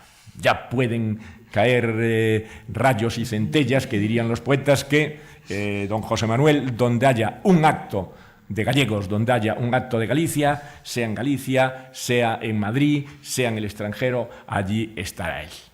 Por lo tanto, pongo ya fin a mi intervención, reiterando ese agradecimiento y decirles que, por mi parte, no solo he tratado de dar lo mejor en estas jornadas a la hora de colaborar con Román García Varela Iglesias, codirector de las mismas y el artífice de las mismas, agradecimiento que también hago extensible a Lola y a Iria, sino que, lo dicen nuestros paisanos gallegos, o que dá o que ten non merece pena, el que da lo que tiene pues no merece ser objeto de ninguna pena. Y yo he tratado de darle no solo todo lo que tengo, sino lo mejor que tengo. Muchas gracias.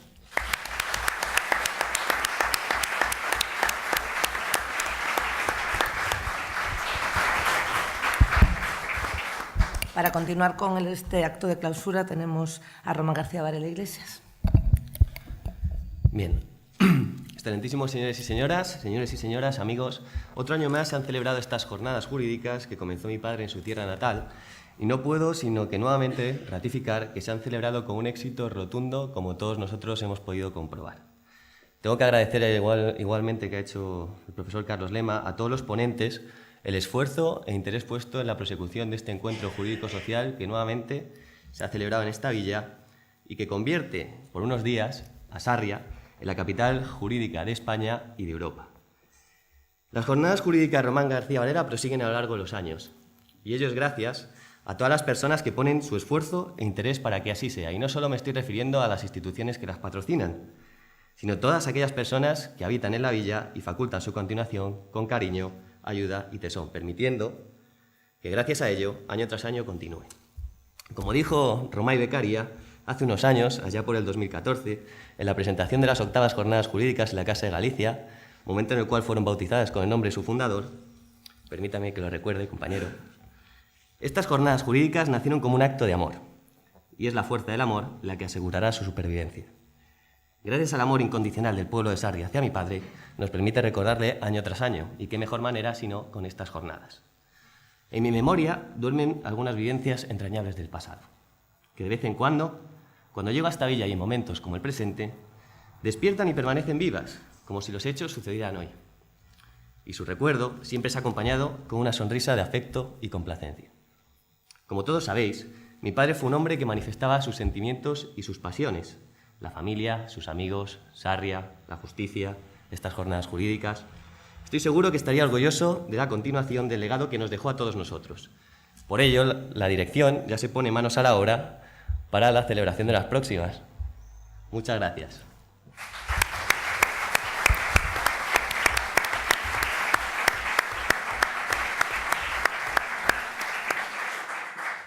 Para continuar, don Álvaro Santos Ramos, deputado de Goberno Interior, nos dará unas palabras. Muy buenos días a todos y aunque ya estamos de despedida, bienvenidos a Lugo, a esta provincia. Como estas jornadas acaban a principios del fin de semana, espero que los que no son de aquí lo disfrutan a menudo, aprovechen el tiempo que queda de fin de semana para disfrutar de esta fantástica provincia, empezando por donde nos encontramos, continuando por la comarca y aquellos más intrépidos o más viajeros aprovechando para llegar hasta la costa o para llegar hasta el sur, con esa viticultura heroica que se practica milenariamente en esta provincia. Es una fantástica oportunidad para hacerlo como estas jornadas que en su 11ª edición vienen a poner de nuevo a Sarria, como decía el anterior intervinente, como capital jurídica no solo de Lugo, de Galicia, sino que también de España. Es fundamental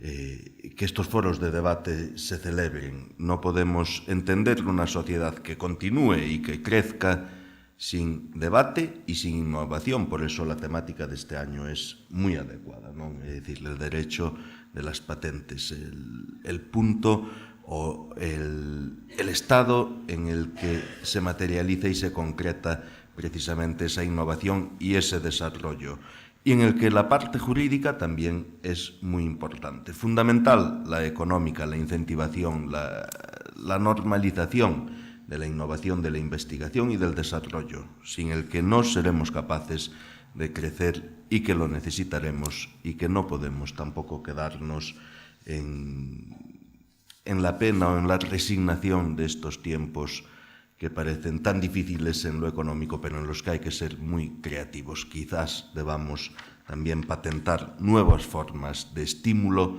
de la sociedad y de la economía. Muchísimas gracias por estas 11 ediciones, muchísimas gracias por esta en especial, muchísimas gracias por ese permanente recuerdo a Román García Varela. Esperemos vernos el año que viene. Desde luego la Diputación de Lugo estará con vosotros para que podáis estar aquí.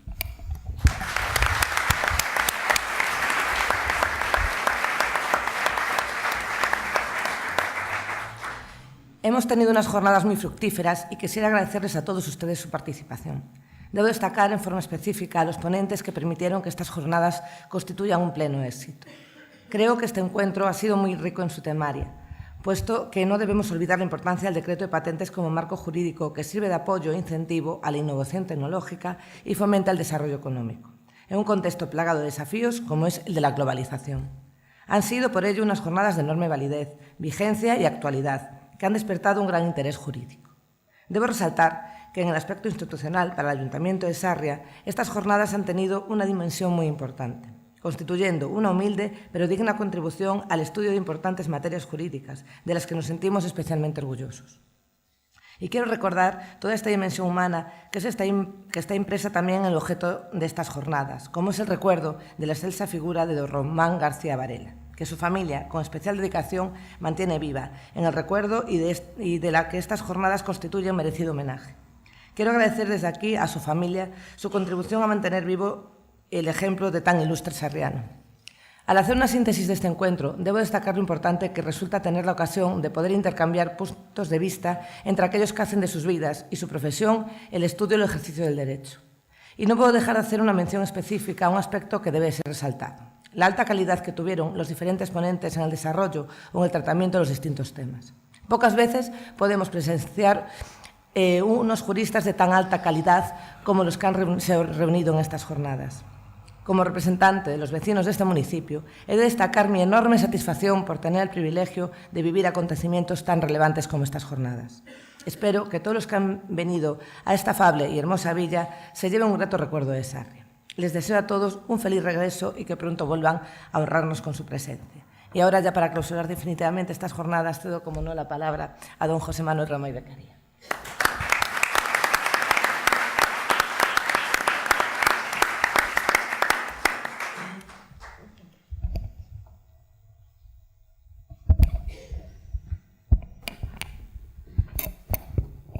Señora alcaldesa, señor diputado provincial, querido Ramón, querido Carlos, señor presidente del Tribunal Constitucional, del Consejo General del Poder Judicial, nuestro gran amigo don Pascual Sala, don Juan Siol, magistrado del Tribunal Constitucional, antes magistrado del Tribunal Supremo y persona de un prestigio reconocidísimo en los máximos ámbitos de la judicatura y de la ciencia jurídica, querido presidente de la Real Academia de Jurisprudencia y Legislación de Galicia, antiguo presidente de nuestro Tribunal Superior, otra figura legendaria también de la ciencia jurídica, catedráticos, magistrados, jueces, profesores, diputados, senadores y queridos vecinos de Sarria, que siempre llenáis este local para mantener vivo el calor de estas jornadas que tienen algo singular. Se ha dicho ya algo sobre eso.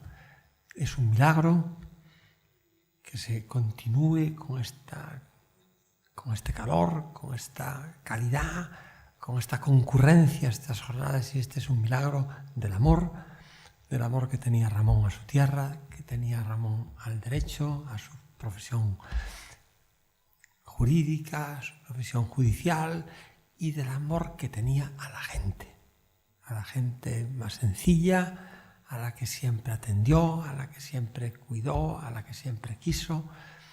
Y personas así son capaces de mantener durante un tiempo insospechado, pues vivo este recuerdo y vivo este deseo de mantener ese recuerdo en un contexto tan grato, tan gratificante, tan entrañable como este rincón de esta Galicia del interior, que por un día, por unos días, pues es un punto en donde se cultiva la ciencia, se cultiva el saber a los mejores niveles. Para mí es una satisfacción venir un año más a clausurar estas jornadas y poder evocar el recuerdo de esta persona, de Ramón García Varela, y felicitar a los que tienen la iniciativa de mantener estas jornadas, que la acogen aquí, de que saben en su pueblo reconocer de lo que es, pues creo que es muy digno de valoración y que así se haga saber. El filósofo presocrático griego Heráclito sentenció hace muchos siglos: todo fluye. En el ámbito de la ciencia, de la investigación, de las patentes, esta es una verdad inmutable, y recuerda los versos de Apolinar: no amamos lo bastante la alegría de ver hermosas cosas nuevas. Oh, apresúrate, mi amigo. Teme el día en que un tren ya no te emocione. Míralo deprisa para ti. Estos ferrocarriles que circulan saldrán pronto de la vida. Serán hermosos y ridículos. Quiero compartir con vosotros, queridos amigos,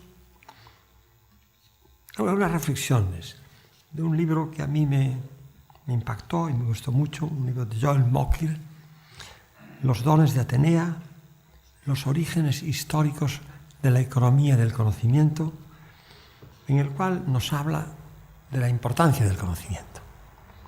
Mokyr insiste en que el conocimiento útil importa. Su acelerado crecimiento desde 1750 afectó más que el resto de cambios sociales y políticos juntos. Las raíces de la prosperidad del siglo XXI se encuentran en las revoluciones industriales del siglo XIX, pero estas fueron precipitadas por los cambios intelectuales de la Ilustración que las precedió. crear un mundo en que el conocimiento útil se usaba de verdad, con una agresividad y resolución que nunca otra sociedad había experimentado antes, fue el único método mediante el cual el Occidente creó el mundo material moderno. Fue este conocimiento útil el que descorrió el cerrojo de las puertas de la prosperidad y las abrió de par en par. Las naciones comenzaron a cruzarlas, primero de forma vacilante, lenta, casi sin ganas. Pero una vez que Gran Bretaña dio los primeros pasos hacia sus inmensas ganancias, otras aprendieron y siguieron su ejemplo. Aquellas que lo hicieron se volvieron ricas y estables más allá de cualquier medida. Al final se convirtió en una urgencia, pero no para todos. En la actualidad todavía hay son muy habituales la resistencia a la tecnología, pero la organización institucional del mundo es tal que aquellos que rechacen la tecnología moderna o no puedan adoptarla, terminarán por tener que cambiar su modo de pensar. En la sociedad poscapitalista, que ya está aquí, nos dice Peter Drucker, el factor de producción decisivo ha dejado de ser el capital, la tierra o la mano de obra. Ahora es el saber. El valor en la nueva sociedad se creará mediante la innovación y la productividad, ambas aplicaciones del saber al trabajo. Y eso hará que esa nueva sociedad del conocimiento y la innovación tendrá que ser una sociedad abierta. Estas reflexiones en este mundo globalizado y en esta época de crisis son especialmente aplicables a España, a Galicia, porque si consideramos que la consolidación de nuestra democracia y nuestro importante desarrollo económico en los últimos años caracteriza una primera modernización de España, la clave de su segunda modernización está en la educación, la investigación, la innovación y las TICs. Es cierto que aquí se ha avanzado mucho en los últimos años. El porcentaje de las publicaciones científicas españolas en el mundo se ha incrementado notablemente y eso es muy positivo. Las políticas de apoyo a la investigación están dando resultados alentadores. Aumenta el número de patentes registradas en el país, pero no mejora tanto la tasa de difusión de nuestras patentes en el mundo, que es muy baja, ni la tasa de nuestra dependencia de las patentes extranjeras, que es altísima, ni la balanza comercial tecnológica, que no ha hecho sino deteriorarse y sigue haciéndolo. Este es uno de nuestros puntos más débiles, la transferencia de los conocimientos al tejido empresarial. Un gran esfuerzo ha llevado a que España, nuestras universidades, nuestros hospitales, nuestros centros tecnológicos, los departamentos de I+I, de nuestras empresas más punteras, cuenten con una importante masa crítica de científicos bien cualificados que son ya un excelente punto de partida para que una buena política de ciencia, investigación e innovación, pero seguimos todavía lejos de los países más desarrollados de nuestro entorno. La presencia aquí hoy del profesor Carracedo creo que justifica sobradamente que se están haciendo cosas y vale la pena también resaltarlo. Tenemos que avanzar un largo trecho en política científica y no avanzaremos en el buen camino si olvidamos que el núcleo duro de la I+D estriba en la relación entre unos personajes singulares, que son los científicos, que responden a motivos propios de búsqueda de la verdad y de mejora de su reputación en la comunidad científica, y los técnicos y empresarios empeñados en producir objetos o instrumentos útiles, movidos por la lógica del trabajo bien hecho y la del beneficio económico. Hoy aquí hemos tenido un pequeñito ejemplo de lo que es la manera de afrontar y resolver problemas. Hubo un problema con el ordenador y aquí vimos que somos capaces. El hombre es capaz de resolver problemas. Los hombres somos como los animales, seres de instintos. Pero los instintos de los animales son instintos de repetición. Y los instintos de los hombres son instintos de superación. Y aquí tuvimos hoy una prueba de una mujer que estaba ahí tratando de resolver los problemas y con un instinto de superación fue capaz en unos minutos de devolvernos a la normalidad. También vimos otra cosa que dice otro de esos pensadores que me gustan a mí, que los hombres cometemos errores, pero aprendemos de nuestros errores. Y creo que es un signo que nos puede ayudar mucho también por este camino de la investigación y de la ciencia. España ha llevado un gran esfuerzo en esta materia, a través de, como decía, de los hospitales, de las universidades, y tenemos que avanzar todavía un largo trecho en política científica, y para eso tenemos que contar con estos hombres singulares, que son los científicos, que, como antes os decía, responden a sus propios motivos de búsqueda de la verdad. Y les incentiva más eso que nada, y por ahí hay que tratar de encontrar las formas de apoyarles. Tenemos que dar estabilidad a nuestras políticas. No avanzaremos al ritmo necesario si cada gobierno que llega al poder nacional o autonómico modifica las políticas de sus antecesores. Tenemos que crear los marcos organizativos adecuados y tenemos que dotar a los centros de investigación e innovación de estructuras administrativas más flexibles y menos burocráticas. La experiencia de dos centros de gran prestigio nacional e internacional de investigación creadas hace algunos años, en los que yo, sobre todo en uno de ellos, tuve alguna participación. Me refiero al CENIO, el Centro Nacional de Investigaciones Oncológicas, que dirigió muchos años el doctor Albacid, que ahora lo dirige la doctora Blasco, y el CENIC, que es una creación de don Valentín Fuster, un científico y médico español bien conocido, pues es una expresión de esto que acabo de decir, un intento de avanzar en este camino de crear estructuras administrativas más flexibles y menos burocráticas. Y los resultados están ahí porque estos dos centros están a una altura mundial envidiable. Tenemos que motivar a nuestros investigadores. Para eso tenemos que proporcionarles una carrera investigadora y hacerles participar de los beneficios que se derivan de su actividad creadora. Ahora que todo parece indicar que dejamos la recesión a la espalda, tenemos que gastar más.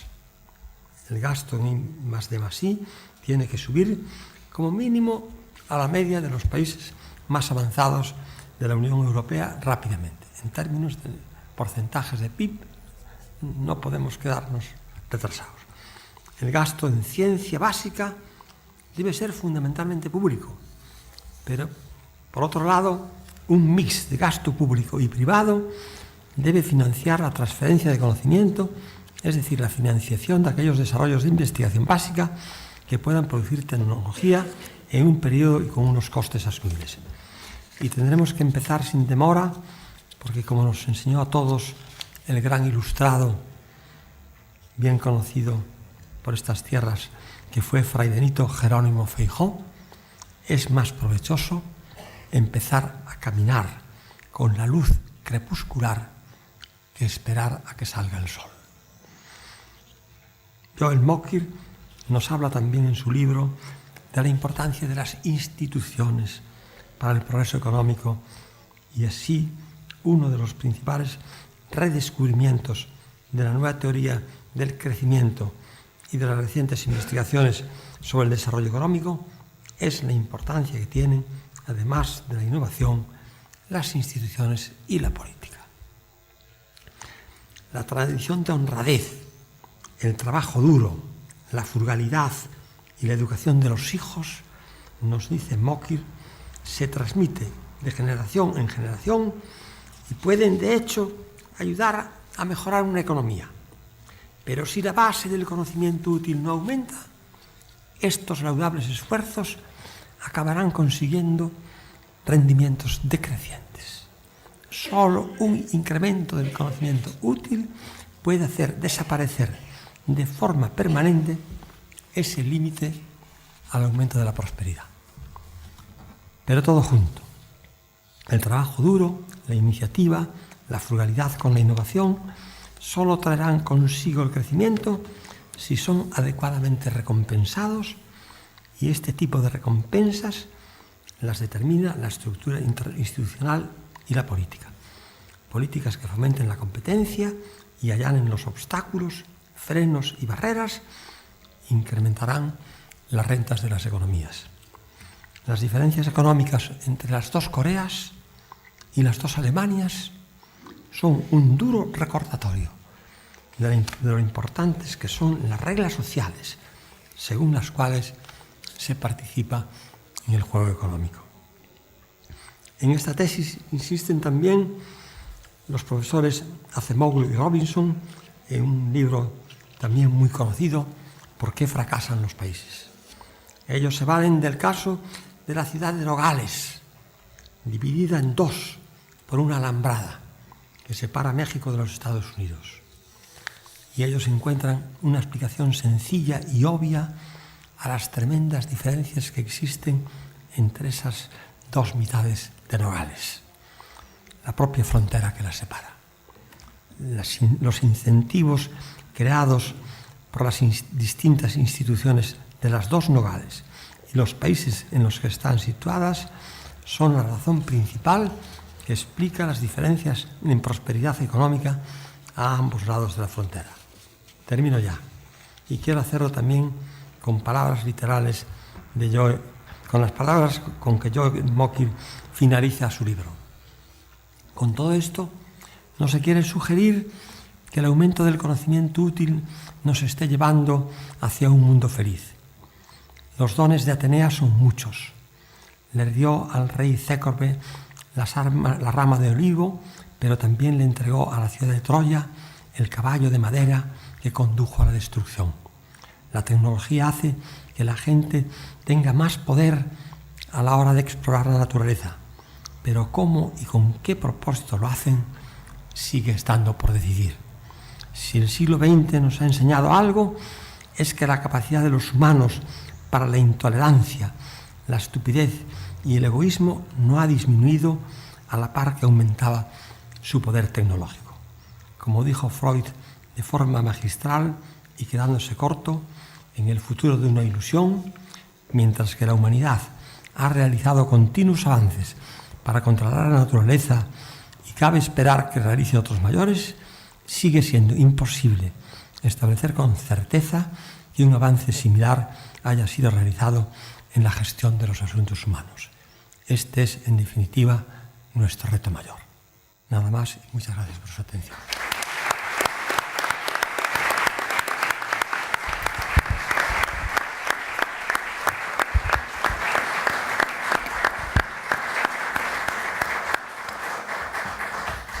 Pues con esta brillante intervención damos por clausuradas estas 11ª Jornadas Jurídicas Román García Varela. Solo invitaros a tomar unos aperitivos que vamos a tener ahora en la Unión. Nos vemos todos allí.